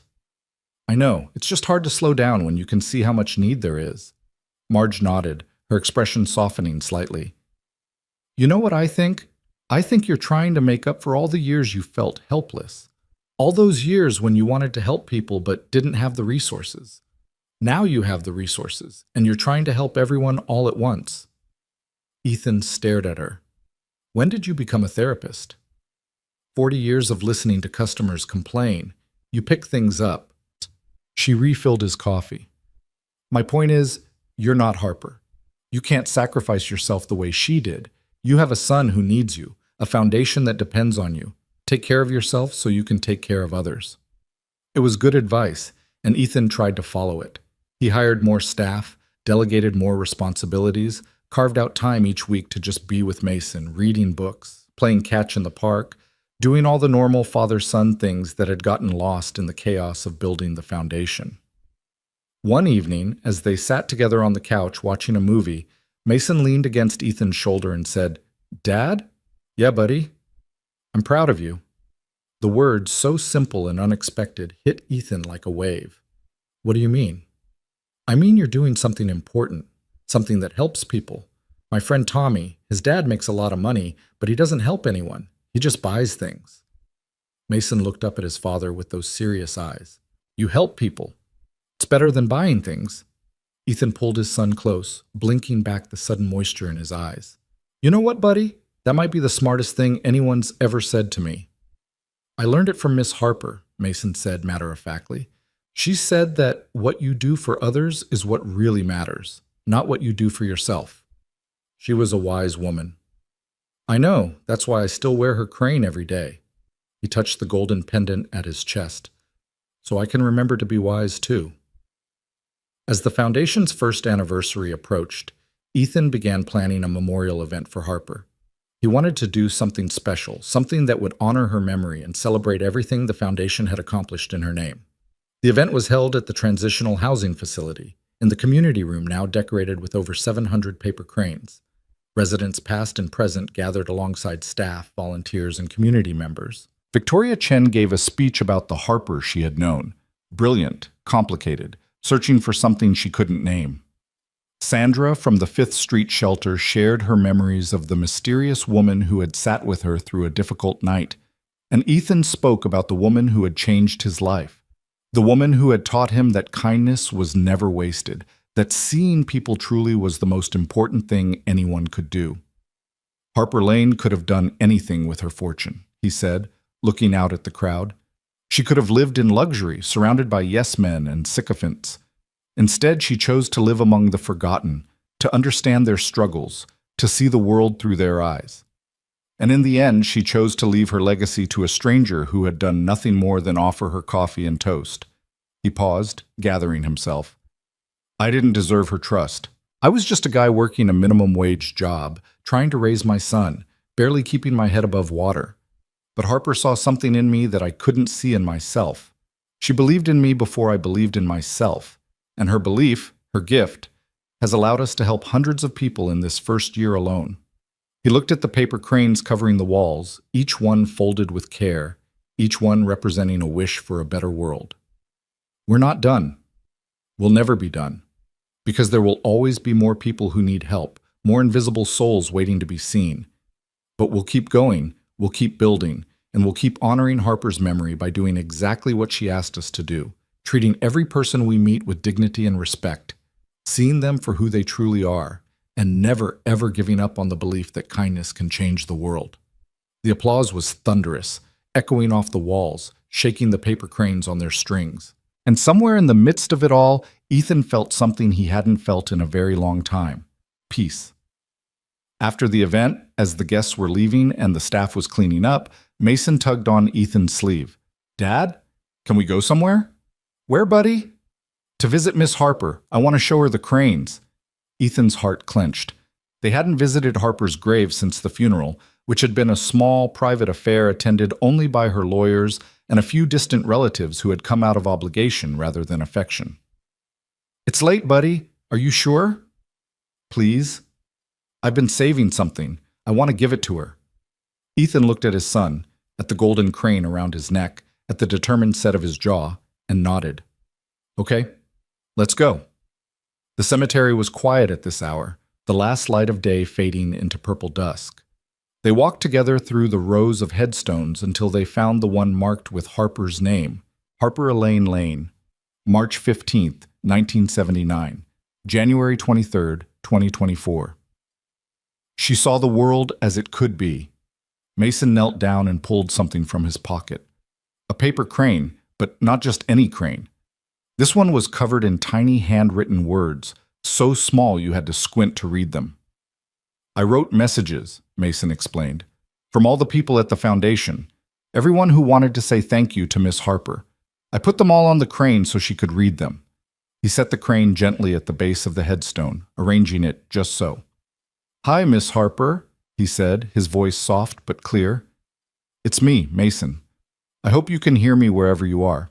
I wanted to tell you that we're doing good things with your money. Dad started a foundation with your name, and we help lots of people who don't have homes, and I teach them to make paper cranes like you taught me. Ethan felt tears streaming down his face, but he made no move to wipe them away. I wear your crane every day, Mason continued, touching the pendant at his chest. It helps me remember to be kind, like you were kind. And I tell everyone about you, about how you were really a princess in disguise who wanted to see what it was like to be normal. That's what I tell the other kids anyway. I think it's kind of true. He was quiet for a moment, and then he looked up at his father. Your turn, Dad. Ethan knelt beside his son, facing the headstone, facing the truth of Harper's absence that he still hadn't fully accepted. Hey, Harper, he said, his voice rough. I don't really know what to say. I've been so busy this past year, building the foundation, trying to do right by your gift, that I haven't had much time to just talk to you. But I think about you every day. Every time I help someone, every time I see someone being kind to a stranger, I think about you and what you taught me. He reached out and touched the cold stone, wishing it could be warm, wishing it could be her. I hope I'm making you proud. I hope this is what you wanted. I hope... His voice broke, and he had to stop. Mason slipped his hand into his father's and squeezed. I hope you're happy now, Ethan finished, wherever you are. I hope you found what you were looking for, and I hope you know that you're not forgotten. You'll never be forgotten. Not by me, not by Mason, not by all the people whose lives you've touched. He stood up slowly, keeping hold of Mason's hand. We should go, buddy. It's getting dark. Okay. Mason took one last look at the paper crane he'd left behind. Bye, Miss Harper. I'll come back soon, and I'll bring more cranes. We're almost at 1,000, and when we get there, I'm going to wish for you to be happy forever. They walked back to the car in silence, father and son, the fading light casting long shadows across the grass. And as they drove home through the darkening streets, Ethan felt something shift inside him, a settling, a releasing of tension he hadn't known he was carrying. Harper was gone. Nothing would change that, but she had left behind something more valuable than all the money in the world. She had left behind a legacy of kindness, and Ethan would spend the rest of his life making sure that legacy lived on. The drive home from the cemetery was quiet, the kind of silence that settles between two people who have shared something profound and don't need words to acknowledge it. Mason fell asleep in the back seat before they were halfway home, his hand still clutching the golden crane pendant, his breathing soft and even. Ethan glanced at him in the rear-view mirror and felt that familiar surge of love mixed with terror that parenthood seemed to be made of. The knowledge that this small person depended on him for everything, and the constant fear that he might somehow fail. But tonight, the fear was softer than usual. Tonight, after visiting Harper's grave, after seeing the paper crane covered in grateful messages from the people the foundation had helped, Ethan felt something closer to peace than he had in a very long time. He carried Mason up to their apartment, a real apartment now, a 2-bedroom on the 3rd floor of a decent building, paid for with money he had actually earned rather than scraped together from the margins of survival. Mason stirred when Ethan laid him on his bed but didn't wake, just mumbled something unintelligible and burrowed deeper into his pillow. Ethan stood in the doorway for a long moment, watching his son sleep, thinking about all the nights he had stood in the same position in their old place, terrified about how he was going to pay the rent, how he was going to keep food on the table, how he was going to give Mason anything resembling a normal childhood. Those fears hadn't disappeared entirely, they probably never would, but they had transformed into something different, something more manageable. The foundation was stable now, approaching its 2nd anniversary. And while Ethan still worked long hours and worried constantly about funding and programs and the endless needs of the people they served, he no longer lay awake at night wondering if everything was about to fall apart. Harper had given him that. Harper and her impossible gift. He closed Mason's door softly and went to the kitchen, where the stack of papers he'd been avoiding all week sat on the counter, demanding attention. Grant applications mostly, along with a proposal for a new program that Victoria Chen had been pushing. A mental health initiative that would provide counseling services to foundation clients who needed more support than job training and housing assistance could offer. It was a good idea, a necessary one, but it was also expensive, complicated, and would require partnerships with healthcare providers that Ethan wasn't sure he knew how to build. He sat down at the table and pulled the papers toward him, but his mind kept drifting back to the cemetery, to Mason's voice saying, "Bye, Miss Harper," to the paper crane covered in messages from people whose lives had been changed by a woman they'd never met. The phone rang, startling him out of his reverie. He glanced at the clock, nearly 10 p.m., and frowned. Late calls were rarely good news. "Hello? Ethan, it's Victoria. I'm sorry to call so late, but there's something I need to tell you, something important." Her voice had that careful quality it got when she was trying not to alarm him, which of course alarmed him immediately. "What's wrong?" "Nothing's wrong, exactly. It's just..." She paused, and he heard her take a breath. I received a call this afternoon from a journalist, a reporter from the New York Times. She's working on a story about Harper, about the foundation, about you. Ethan's stomach dropped. The foundation had received press coverage before. Local newspapers, a few regional outlets, even a brief mention on a national morning show. But the New York Times was different. The New York Times was the kind of exposure that could change everything. What kind of story? A feature piece, apparently. She's been researching Harper's life, digging into her background, interviewing people who knew her. She wants to tell the whole story, who Harper really was, why she chose to live anonymously, and what you've built in her name. That sounds... Ethan struggled to find the right word. That sounds like it could be good. For the foundation, I mean. More visibility, more donations? It could be. But there's something else. Victoria's voice tightened. In her research, she uncovered some things about Harper's past, about her ex-husband, Marcus Webb. Apparently, he's been telling people a different version of events, claiming that Harper was mentally unstable, that she gave away her money because she wasn't in her right mind, that the foundation was built on the delusions of a sick woman. The words hit Ethan like a punch to the gut. That's not true. None of that is true. I know. But he's convincing, and he has documentation, forged, probably, but professional enough to fool people who don't know better. The journalist wants to give him a platform to tell his side of the story. She says it's about balance, about presenting all perspectives. Balance? Ethan's voice rose with anger. Harper was dying when she made those decisions. She was the sanest, clearest person I've ever known. She knew exactly what she was doing and why. I agree. And I've told the journalist as much. But she wants to interview you, Ethan, on the record. She wants you to respond to Marcus's claims, to defend Harper's legacy.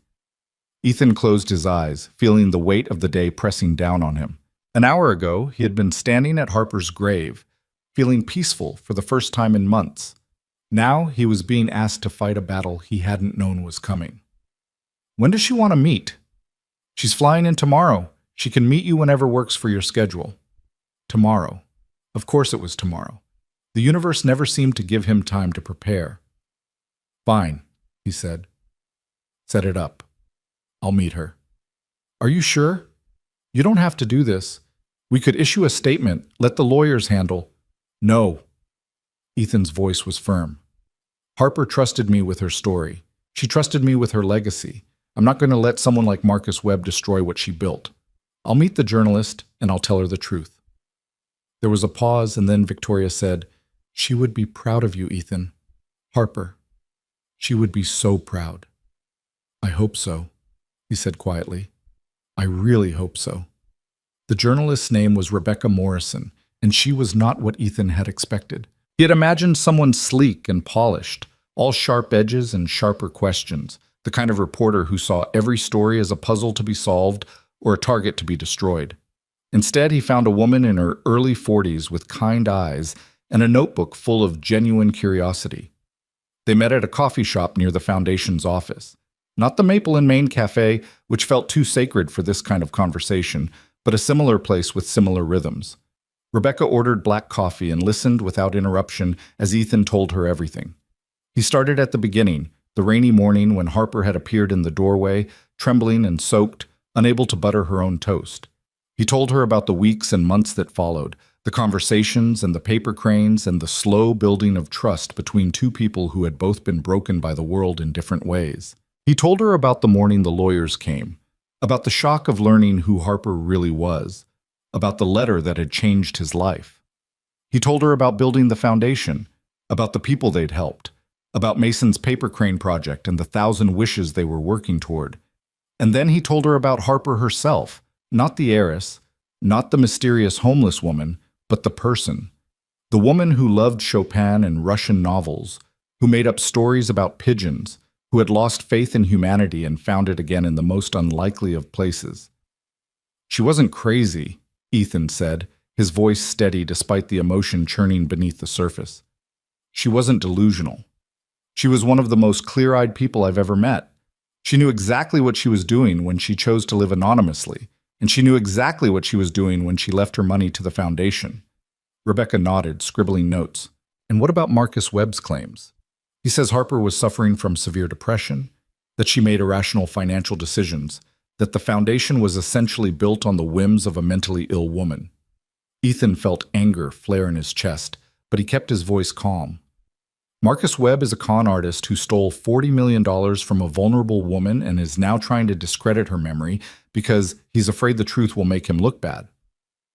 Harper was depressed, yes. She was dying of cancer and had been betrayed by everyone she trusted. But depression didn't make her irrational. It made her honest. It stripped away all the pretense and left only what really mattered, which was connection, being seen, treating people with dignity. Ethan leaned forward. Harper spent the last 2 years of her life trying to understand what it felt like to be invisible. And you know what she learned? That the world is cruel to people who have nothing. That most of us walk past suffering every single day without even noticing. But she also learned that kindness exists, that there are people who will help you without expecting anything in return. That's what the foundation is built on. Not delusion. Hope. Rebecca was quiet for a moment, her pen still. You really loved her, didn't you? The question caught Ethan off guard. He had never put those words to what he felt for Harper, had never allowed himself to examine it too closely. I don't know if love is the right word, he said slowly. I cared about her. I respected her. I saw her for who she really was, not who her money said she should be, and I think— He paused, searching for the truth. I think she was the first person who ever really saw me, too. Rebecca nodded, something shifting in her expression. I believe you, Ethan, for what it's worth. And I want to tell this story the right way, Harper's way. But I need you to understand that Marcus Webb has powerful friends. He's been reaching out to other journalists trying to get his version of events out there before my piece is published. There are people who would benefit from the foundation being discredited. What kind of people? The kind who don't like seeing money go to homeless shelters instead of luxury real estate. The kind who think charity is weakness and generosity is suspicious. The kind who have built their entire lives on the premise that people only act in their own self-interest. Rebecca closed her notebook. Harper's story challenges that premise. Your foundation challenges it, and that makes certain people very uncomfortable. Ethan thought about this for a long moment. So what do? We tell the truth. We document everything. We give people the evidence they need to decide for themselves. Rebecca stood up, extending her hand. I'm going to write this story, Ethan, and I'm going to write it honestly, but I wanted you to know what you're up against. He shook her hand, feeling the weight of her words settle into his bones. Thank you for warning me. Thank me when the story comes out and you're not buried under an avalanche of bad press. She smiled, but it didn't quite reach her eyes. Good luck, Ethan. You're going to need it. The next few weeks were a blur of activity, meetings with lawyers, strategy sessions with Victoria and the board, long conversations with Mrs. Patterson about how to protect the foundation's financial reputation. Ethan barely slept, surviving on coffee and determination and the knowledge that Harper's legacy was at stake. Mason noticed the change in his father, as children always do. Dad, are you okay? He asked one evening, watching Ethan stare at his laptop screen without really seeing it. I'm fine, buddy, just busy with work stuff. You look tired, like really tired, more tired than usual. Ethan forced a smile. I'll be okay. There's just some complicated grown-up things happening right now. Is it about Miss Harper? The question made Ethan's heart clench. He hadn't told Mason about Marcus Webb or the journalist's investigation, hadn't wanted to burden his son with adult concerns. But Mason was perceptive, always had been. Sort of, Ethan admitted. There are some people saying not nice things about her, about the foundation. I'm trying to make sure everyone knows the truth. Mason's face darkened with an intensity that looked strange on his young features. What kind of not nice things?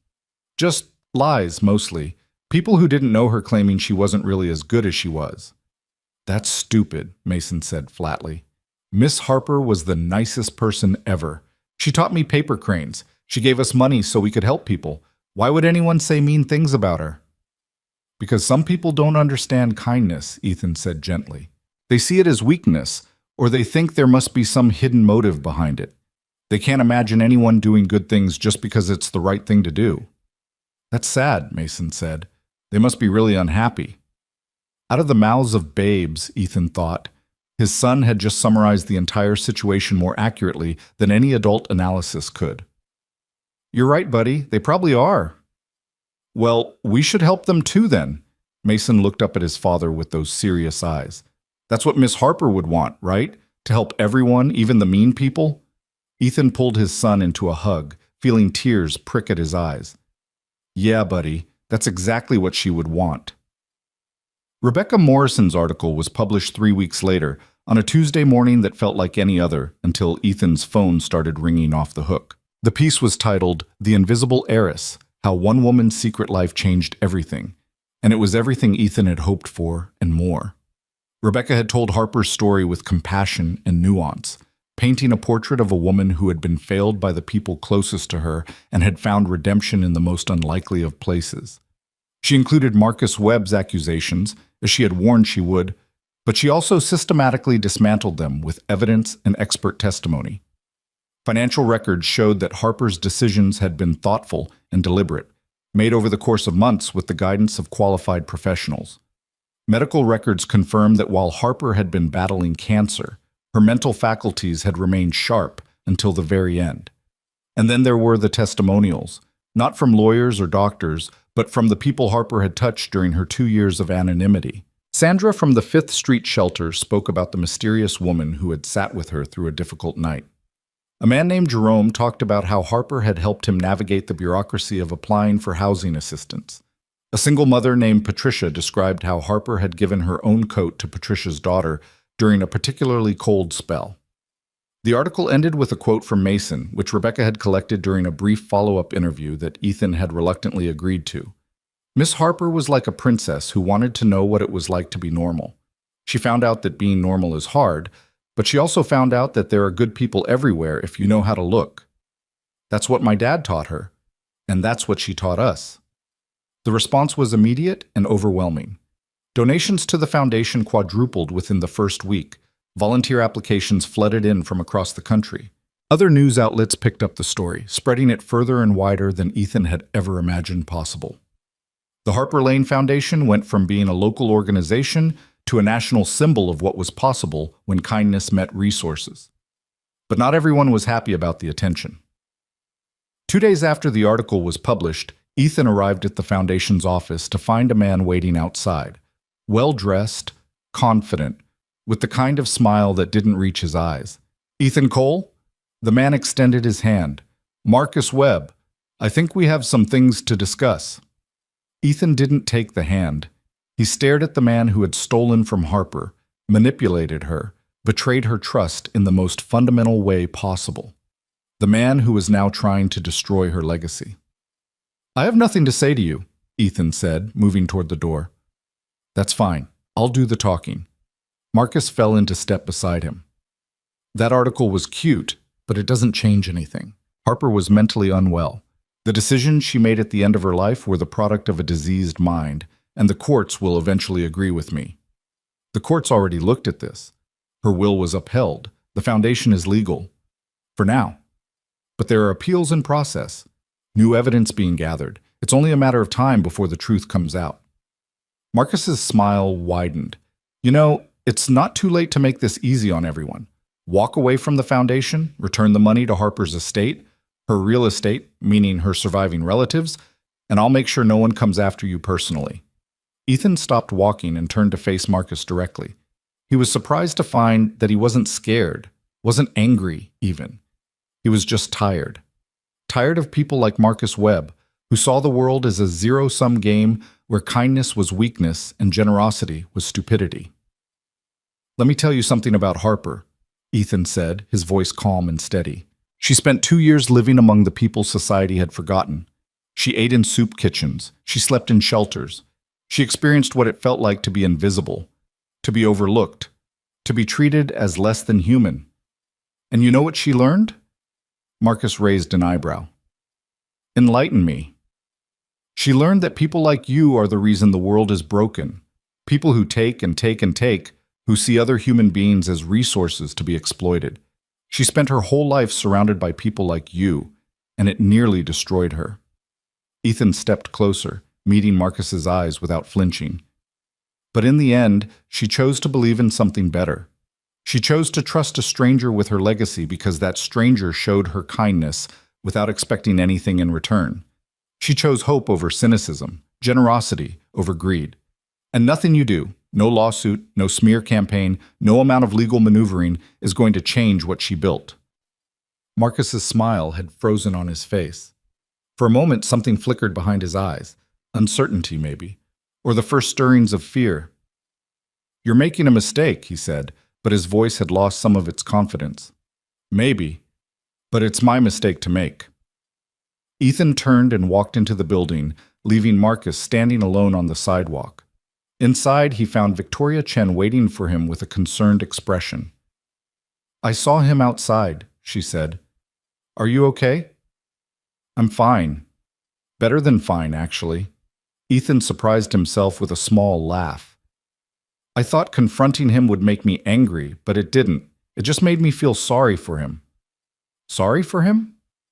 He spent his whole life taking from people, manipulating them, treating relationships as transactions. And for what? Money he couldn't keep? A reputation in ruins? A legacy of nothing? Ethan shook his head. Harper died with nothing in her bank account, and she left behind something that will change thousands of lives. Marcus will die with all his money and leave behind nothing but lawsuits and regrets. Victoria studied him for a moment, then smiled. "Harper was right about you." "Right about what?"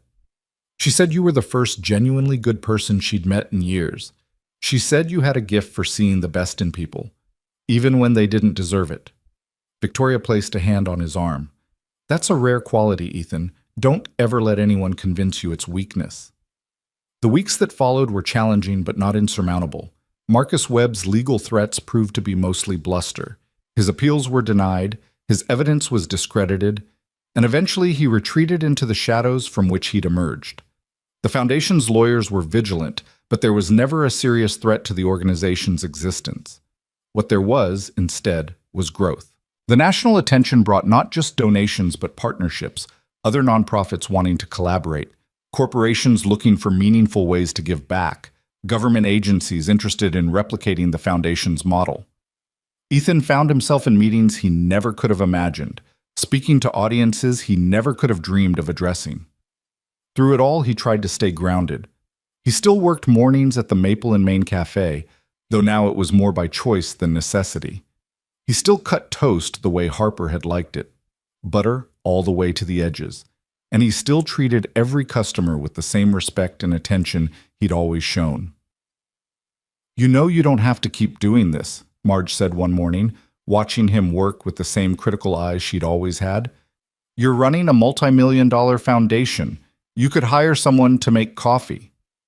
"I know, but I like it here." Ethan smiled at her. "Besides, this is where it all started. Where I met Harper, where everything changed." Marge nodded slowly, and something in her expression softened. "You're a strange man, Ethan Cole, but I suppose that's what makes you good at what you do." "I'll take that as a compliment." "Take it however you want. Just don't burn the toast." Mason, now 9 years old, had become something of a celebrity in his own right. The Paper Crane Project had expanded beyond the foundation, spreading to schools and community centers across the city.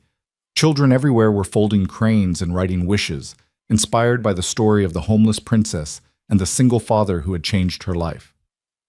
"Dad, we did it!" Mason burst through the apartment door one afternoon, his face flushed with excitement. "We counted all the cranes at the foundation, and guess what? We have 1,047. That's more than 1,000.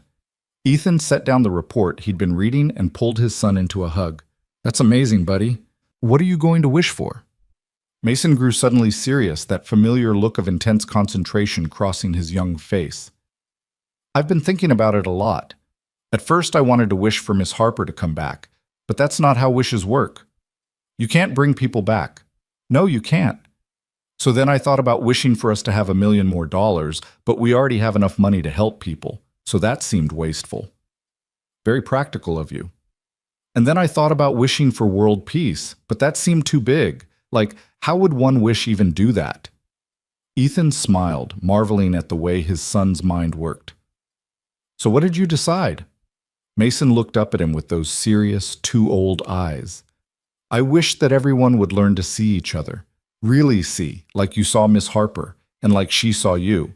Because if everyone could do that, I think all the other stuff, the peace and the helping and the kindness, would just happen naturally. Ethan felt tears prick at his eyes for what seemed like the 100th time since this journey began. His son, at 9 years old, had grasped something that most adults never figured out.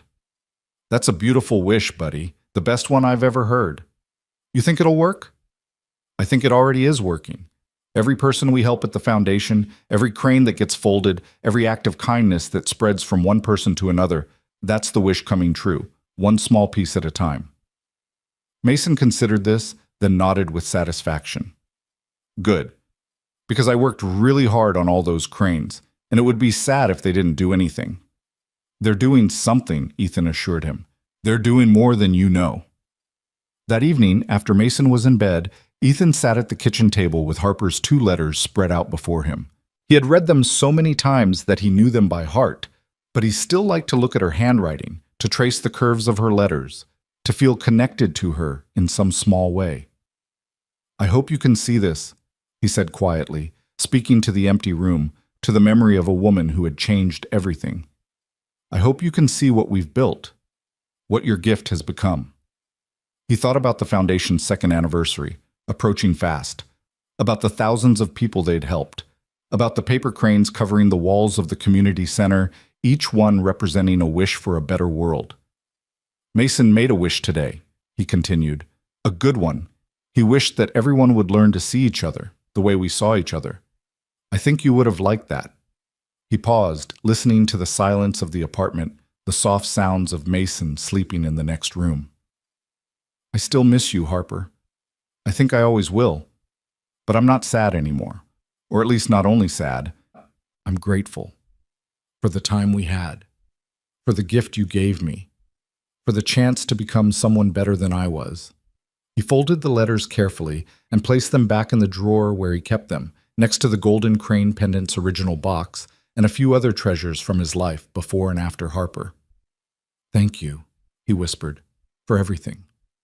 And though the room was empty and silent, Ethan could have sworn he felt something, a warmth, a presence, a sense that somewhere, somehow, Harper Lane was watching over them, still seeing them, still believing in them, just as she always had. The years moved forward the way years do, sometimes slow, sometimes impossibly fast, marked by milestones and ordinary moments that blurred together into the fabric of a life being lived. Ethan watched his son grow from a serious 9-year-old into a thoughtful teenager, and then into a young man with his mother's eyes and his father's stubbornness. Mason never took off the golden crane pendant Harper had left him, not even when his friends teased him about wearing jewelry, not even when fashion dictated that such things were uncool. It hung against his chest like a talisman, a reminder of a woman he had known for only a few months, but who had shaped the trajectory of his entire life. The Harper Lane Foundation grew alongside Mason, expanding from its humble beginnings above the dry cleaning shop into a national organization with offices in 12 cities and a staff of over 200 people. What had started as one man's promise to a dying woman had become a movement, a network of shelters and support services and programs that had touched tens of thousands of lives. Ethan remained at the helm, though his role had evolved over the years. He no longer made coffee at the Maple and Main Café every morning, though he still stopped by regularly, unable to entirely let go of the place where everything had begun. Marge had retired 3 years ago, selling the cafe to one of her longtime employees, but she still came in for coffee and gossip, and to remind everyone that she had known Ethan Cole when he was just a minimum wage worker with a sad story and a good heart. "You've done well," she told him one morning, shortly after the Foundation's 10th anniversary celebration. They were sitting in Harper's old booth. It would always be Harper's booth to Ethan, no matter how many years passed, drinking coffee and watching the morning customers come and go. Better than I ever expected, honestly. When you first told me about your plans, I thought you were crazy. I probably was crazy. Still am, maybe. No. Marge shook her head, her gray hair catching the light from the window. You were just brave enough to believe in something bigger than yourself. That's not crazy. That's rare. Ethan smiled, thinking about all the people who had called him crazy over the years, The skeptics, the cynics, the ones who couldn't understand why anyone would pour so much of themselves into helping strangers. He had stopped trying to explain it long ago. Either you understood or you didn't. And the people who didn't understand were usually the ones who needed help the most. Do you ever regret it? Marge asked. Giving up a normal life for all this? What normal life? I was working minimum wage, barely scraping by, terrified every month that I wouldn't make rent. Ethan laughed softly. This is the most normal I've ever felt. This is the first time in my life that I've actually known what I'm supposed to be doing. And what's that? Seeing people. Really seeing them. Just like Harper taught me. Marge nodded slowly, her weathered face thoughtful. She would be proud of you, you know, if she could see what you've built. I hope so. I think about that a lot. Whether I'm doing it right. Whether I'm honoring her memory the way she deserved. He paused, staring into his coffee cup. Some days I'm sure I'm getting it wrong. Other days I think maybe, just maybe, I'm getting close. That's all any of us can do, Marge said. Get close, try our best, hope it's enough. They sat in comfortable silence for a while, watching the cafe fill up with the morning rush. New faces mixed with familiar ones, strangers and regulars sharing the same space without knowing anything about each other's lives. That was the thing about places like this, Ethan had learned. They were crossroads, intersections where different stories briefly touched before moving on. Harper had understood that. She had chosen this cafe, this booth, this corner of the world to spend her final months because she had recognized it for what it was, a place where anyone could belong, at least for a little while. I should get going, Ethan said finally, standing up and dropping money on the table. Board meeting at 10. Victoria will have my head if I'm late. Victoria Chen is still with you, after all these years? She says she'll quit when the work is done. Ethan smiled. I told her the work is never done, and she said that's exactly why she's staying. Marge chuckled. Smart woman. The smartest. I couldn't have done any of this without her.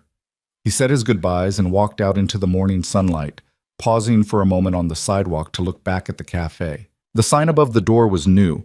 The old one had finally fallen apart 2 years ago, but everything else was the same. The same cracked tile visible through the window, the same flickering fluorescent lights, the same corner booth where a trembling woman had sat on a rainy morning, too weak to butter her own toast. 10 years. It seemed impossible that so much time had passed, and yet also impossible that it had only been 10 years. So much had changed, so much had stayed the same.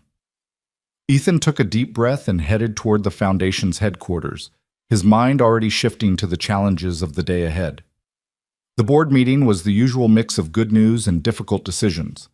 The Foundation's annual budget had grown to nearly $20 million, funded by a combination of the original endowment, ongoing donations, and grants from government agencies and private foundations. They were reaching more people than ever, but the need was also greater than ever, and there were always more requests for help than resources to provide it. Victoria Chen ran the meeting with her characteristic efficiency, moving through agenda items with the practiced ease of someone who had been doing this for a decade. Mrs. Patterson, now in her mid-80s but still sharp as a tack, reviewed the financial reports with her usual meticulousness. David Chen, who had long since moved from outside counsel to full board member, provided legal updates and risk assessments. And at the end of the table, in the seat that had been empty for years before he'd claimed it, sat Mason Cole. 20 years old now, a junior at Columbia University, and the newest member of the Foundation's board of directors. Ethan still couldn't quite believe it sometimes, seeing his son sitting there in a suit and tie, asking intelligent questions and offering thoughtful suggestions. Mason had grown into exactly the kind of person Harper would have wanted him to be. Compassionate but practical, idealistic but grounded, with a gift for seeing the best in people without being naive about their flaws. The youth mentorship program is showing strong results, Mason was saying, flipping through a report he had helped compile. 92% of participants have stayed in school, and 78% have improved their grades by at least one letter. But we're only reaching about 500 kids right now. If we could expand to the other cities where we have offices, the budget for that kind of expansion would be significant, David interjected. We'd need to hire at least 30 new staff members, find appropriate facilities in each city. I know, but the return on investment is clear. Every kid we help stay in school is a kid who's less likely to end up homeless as an adult. Mason looked around the table, his expression earnest. Isn't that the whole point? Prevention, not just intervention? Ethan felt a surge of pride, so intense it was almost painful. His son understood. He truly understood. Mason makes a good point, Victoria said. We've always talked about expanding the mentorship program. Maybe it's time to actually do it. I'll draft a proposal, Mason offered. Detailed budget projections, staffing requirements, timeline for implementation. I can have it ready for the next meeting. That would be helpful, Ethan said, keeping his voice neutral despite the emotion swelling in his chest. Thank you, Mason.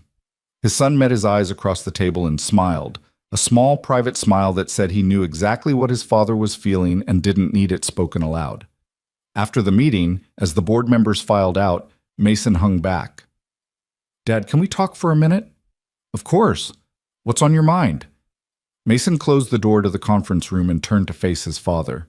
He was taller than Ethan now, had been for years, but in this moment he looked young again, uncertain in a way that reminded Ethan of the serious little boy who had asked if Miss Harper was in heaven. I've been thinking a lot about the future, Mason said, about what I want to do with my life. And? I want to work here, full-time, I mean, after I graduate. He paused, searching his father's face for a reaction. I know you always said I should find my own path, that I shouldn't feel obligated to follow in your footsteps. But this isn't about obligation, it's about… He struggled for words. It's about purpose, about meaning, about being part of something that matters. Ethan was quiet for a long moment, processing. He had always been careful not to pressure Mason toward the foundation, not to make his son feel that his worth was tied to continuing Harper's legacy. He had wanted Mason to be free to choose his own life, whatever that looked like. But he had also hoped, secretly, silently, he had hoped that someday Mason would choose this. Are you sure? Ethan asked. There are a lot of other things you could do. You're smart, capable. You could have any career you wanted. I know, and I've thought about it a lot. But every time I imagine myself doing something else, I feel this… Mason touched his chest, where the golden crane pendant hung beneath his shirt. This weight. Like I'd be turning my back on something important. On someone important. Harper. Yes, and you. And all the people we've helped over the years. Mason's voice grew stronger. Dad, I've watched you build this foundation from nothing. I've seen the lives you've changed, the hope you've given people who had none. And I want to be part of that. I want to carry it forward. Not because I have to, but because I can't imagine doing anything else. Ethan felt tears prick at his eyes, tears of joy, of pride, of a love so deep it defied expression. He pulled his son into a hug, holding him tight, the way he had when Mason was small, when the world was scary and uncertain, and Ethan was the only solid ground. She would be so proud of you, Ethan whispered. Harper. She would be so incredibly proud. I hope so, Mason said, his voice muffled against his father's shoulder. I hope I can live up to her legacy. You already have, buddy. You already have. The Foundation's 15th anniversary approached with the inevitability of all things. Faster than expected, slower than it seemed. Plans were made for a celebration, a gala event that would bring together donors and staff and the thousands of people whose lives had been touched by Harper Lane's gift. But Ethan had other plans as well.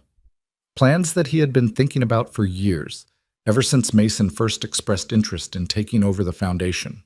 Plans that he had never spoken aloud until now. You want to do what? Victoria stared at him across her desk, her composure cracking for the first time in years. I want to step back, not all the way. I'll stay on the board, stay involved in major decisions, but I want to hand over the day-to-day operations. I want to train the next generation to carry this forward without me. And by next generation, you mean Mason? Not just Mason. There's a whole team of young leaders who have grown up in this organization, who understand its mission and values. They're ready. It's time. Victoria was quiet for a long moment, her sharp eyes studying him with an intensity that made Ethan feel like she was reading his thoughts. You're not dying, are you? She asked finally. Because if this is some dramatic reveal, Ethan laughed.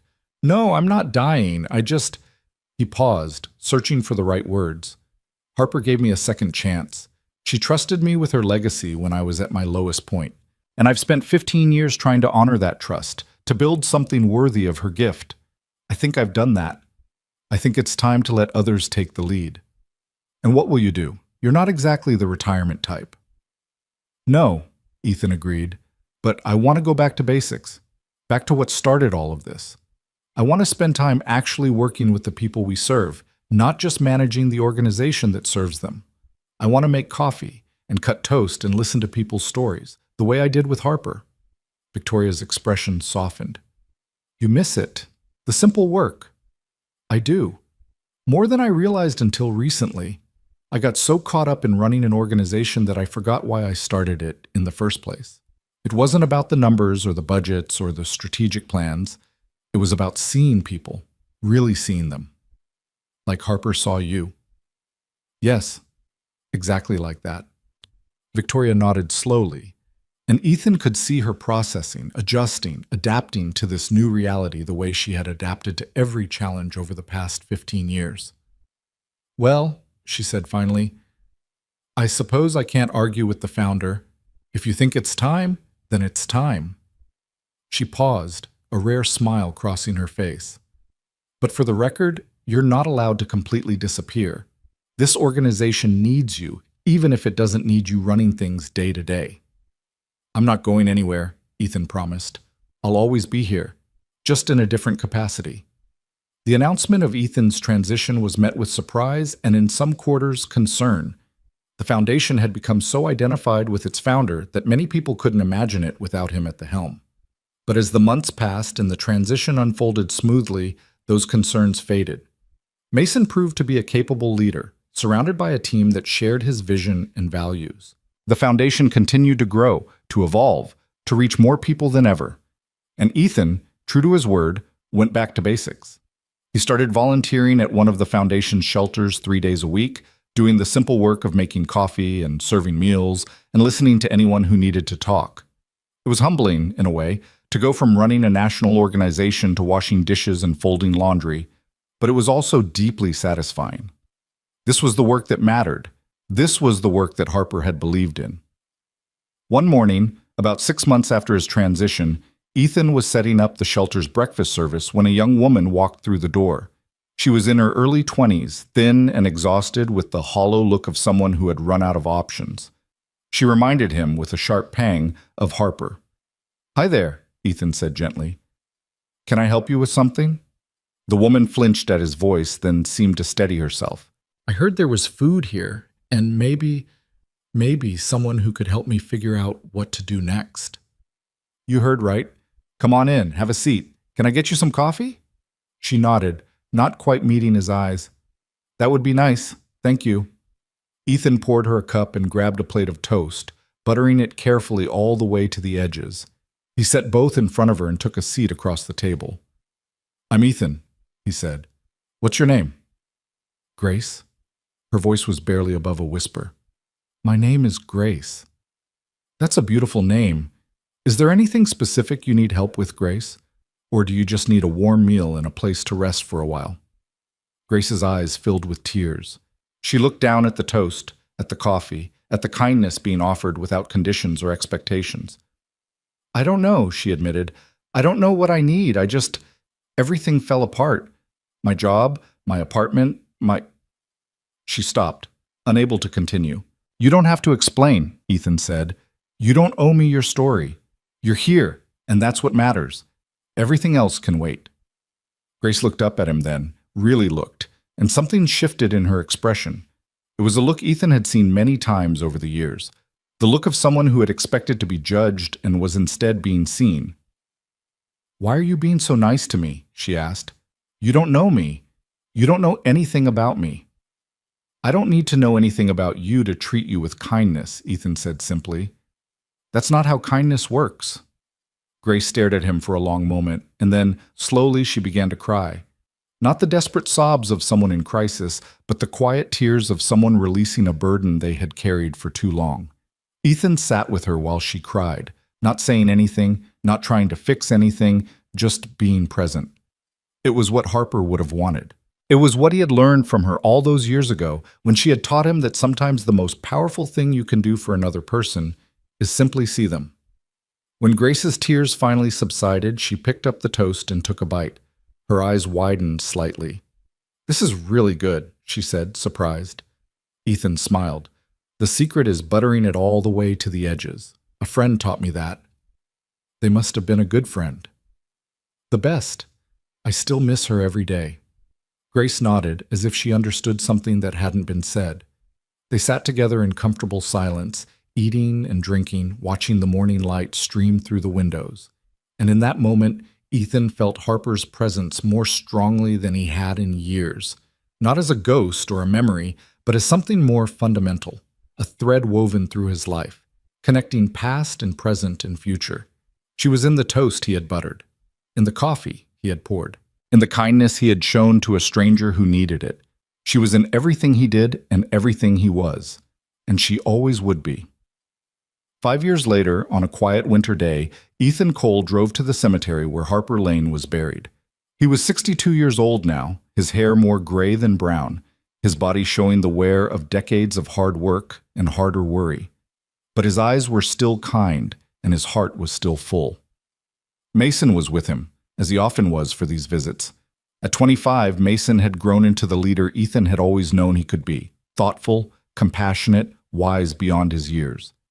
Under his guidance, the Harper Lane Foundation had expanded to 30 cities across the country and had helped over 100,000 people find their way back from the margins of society. They walked together through the rows of headstones until they reached the familiar marker, Harper Elaine Lane. March 15, 1979, January 23, 2024. She saw the world as it could be. The grave was well tended, the grass trimmed, fresh flowers in the vase that the foundation maintained. But today, Ethan had brought something different. He reached into his coat pocket and pulled out a small package wrapped in brown paper. Inside was a thermos of coffee, black, 2 sugars, exactly the way Harper had liked it, and a piece of toast, buttered all the way to the edges. Mason watched as his father knelt down and placed the offerings at the base of the headstone, just as they had done so many times before. "Hey, Harper," Ethan said softly. "It's been a while since I came by myself. Mason's usually with me, but today I wanted some time alone with you. I hope that's okay." The wind stirred the bare branches of the trees overhead, and somewhere in the distance, a bird called out. "I have some news. I'm retiring. Really retiring this time, not just stepping back. Mason's ready, more than ready, and there's a whole team of amazing people who will carry this forward. The foundation is in good hands. Your legacy is safe." He paused, his throat tightening with emotion. "I've been thinking a lot lately about that morning you walked into the cafe, about how scared you looked, how broken. I didn't know anything about you, not who you were, not what you'd been through, not what you were hiding. I just saw a person who needed help, and I helped." He touched the cold stone, tracing the letters of her name. "You changed my life, Harper. You gave me purpose when I had none. You believed in me when I couldn't believe in myself. You taught me that kindness matters, that seeing people matters, that the small things we do for each other can ripple out in ways we can never imagine." The tears came then, as they always did when he visited her grave. He didn't try to stop them. "I never told you this, but I loved you. Not romantically, though maybe a little of that too, but in a deeper way. You were the best friend I ever had, even though we only knew each other for a few months. You saw something in me that no one else could see, and you trusted me with everything you had." He wiped his eyes with the back of his hand. "I hope I made you proud. I hope I did right by your gift. I hope, wherever you are, you can see what we've built, what you've built, through me and Mason and all the people you've touched." He stood up slowly, his knees protesting after so long on the cold ground. "I'll keep coming back. As long as I'm able, I'll keep bringing you coffee and toast. It's the least I can do." Mason came up beside him and slipped his hand into his father's, just as he had done when he was a little boy. "She knows, Dad," Mason said quietly. "She's always known." Ethan nodded, squeezing his son's hand. "Yeah," he said. "I think she does." They stood together in the winter silence, father and son, looking at the grave of a woman who had changed their lives in ways they were still discovering. And then, as the sun began to set and the first stars appeared in the darkening sky, Mason spoke. "Do you think she knows?" Ethan looked at his son, saw the earnestness in his eyes, the golden crane pendant glinting at his chest. "Knows what, buddy?" "That we reached it. The 1,000 cranes. We actually made it to 1,000 cranes and then kept going. The foundation has helped over 100,000 people now. That's like..." Mason paused, doing the math in his head. "That's like 100 wishes. 100 different chances for the world to get a little bit better." Ethan felt something warm bloom in his chest, something that felt like hope, like love, like the presence of a friend he would never stop missing. "Yeah," he said softly. "I think she knows." They walked back to the car together as the darkness settled around them, leaving behind the coffee and toast, the flowers and memories, the love that transcended death and time. And if either of them had looked back at that moment, they might have seen something impossible, a paper crane, delicate and white, drifting down from nowhere to land gently on Harper's headstone. But they didn't look back. They didn't need to. Some things you just know without seeing. The drive home was quiet, filled with the comfortable silence of two people who had said everything that needed to be said.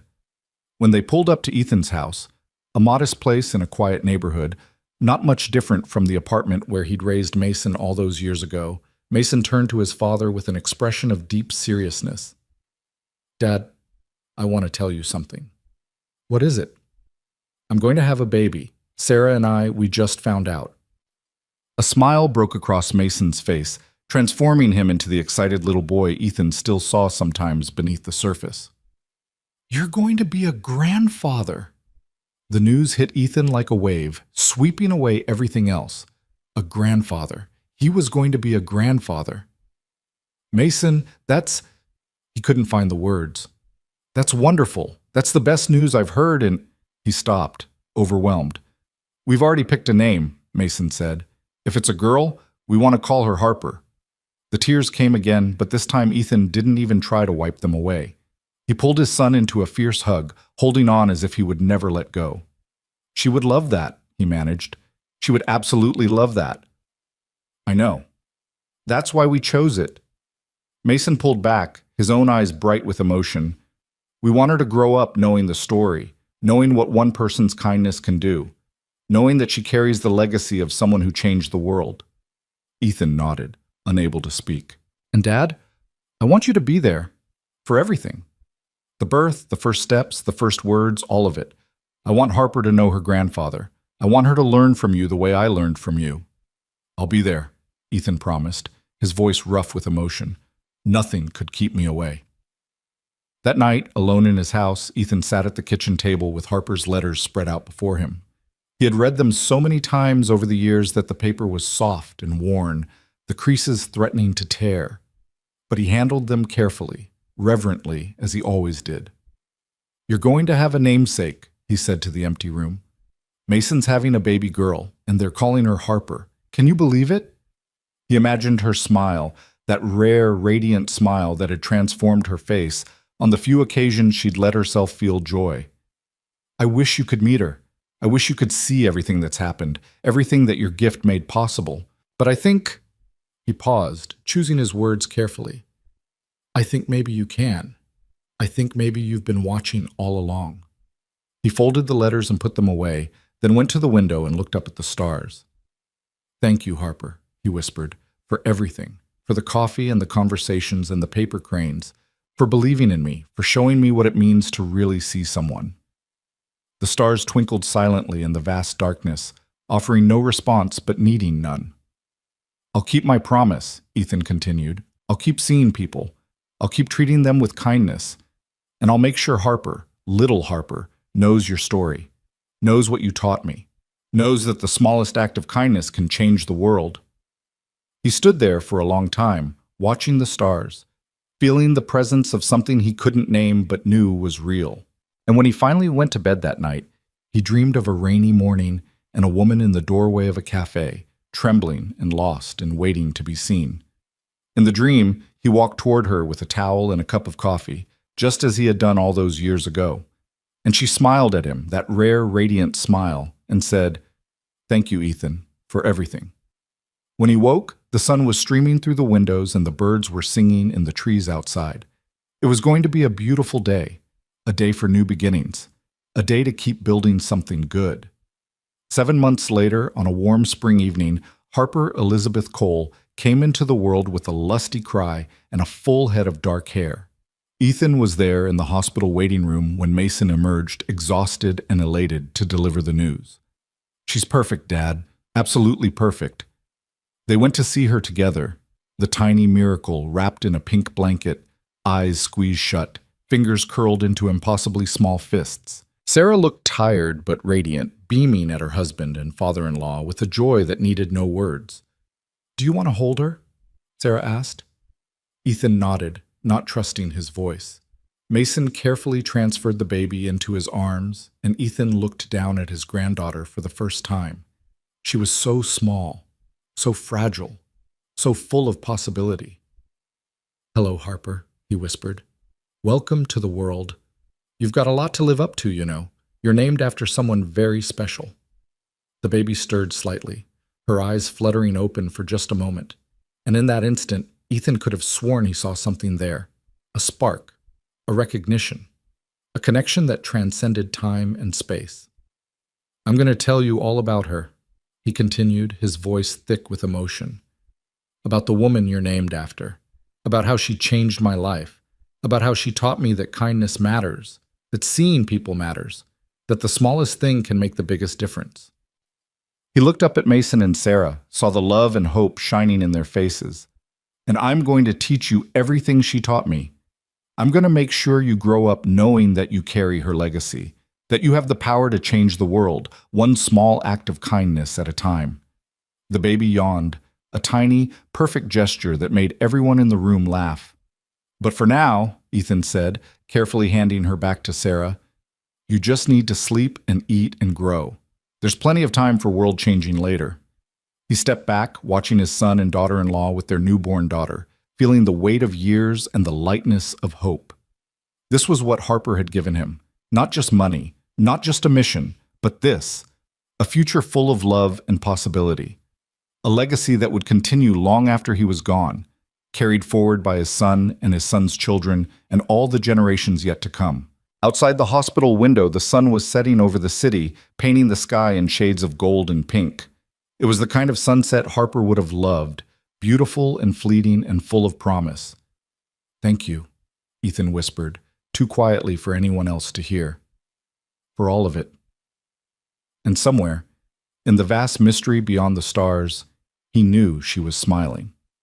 The story that had begun with a cup of coffee and a piece of toast had become something more than he ever could have imagined. It had become a legacy of kindness, passed from one generation to the next, rippling out into the world in ways that would continue long after all of them were gone. Harper Lane had seen the world as it could be. And through Ethan Cole, through his son, through his granddaughter, through the countless lives touched by her gift, that vision was slowly becoming reality. One small act of kindness at a time.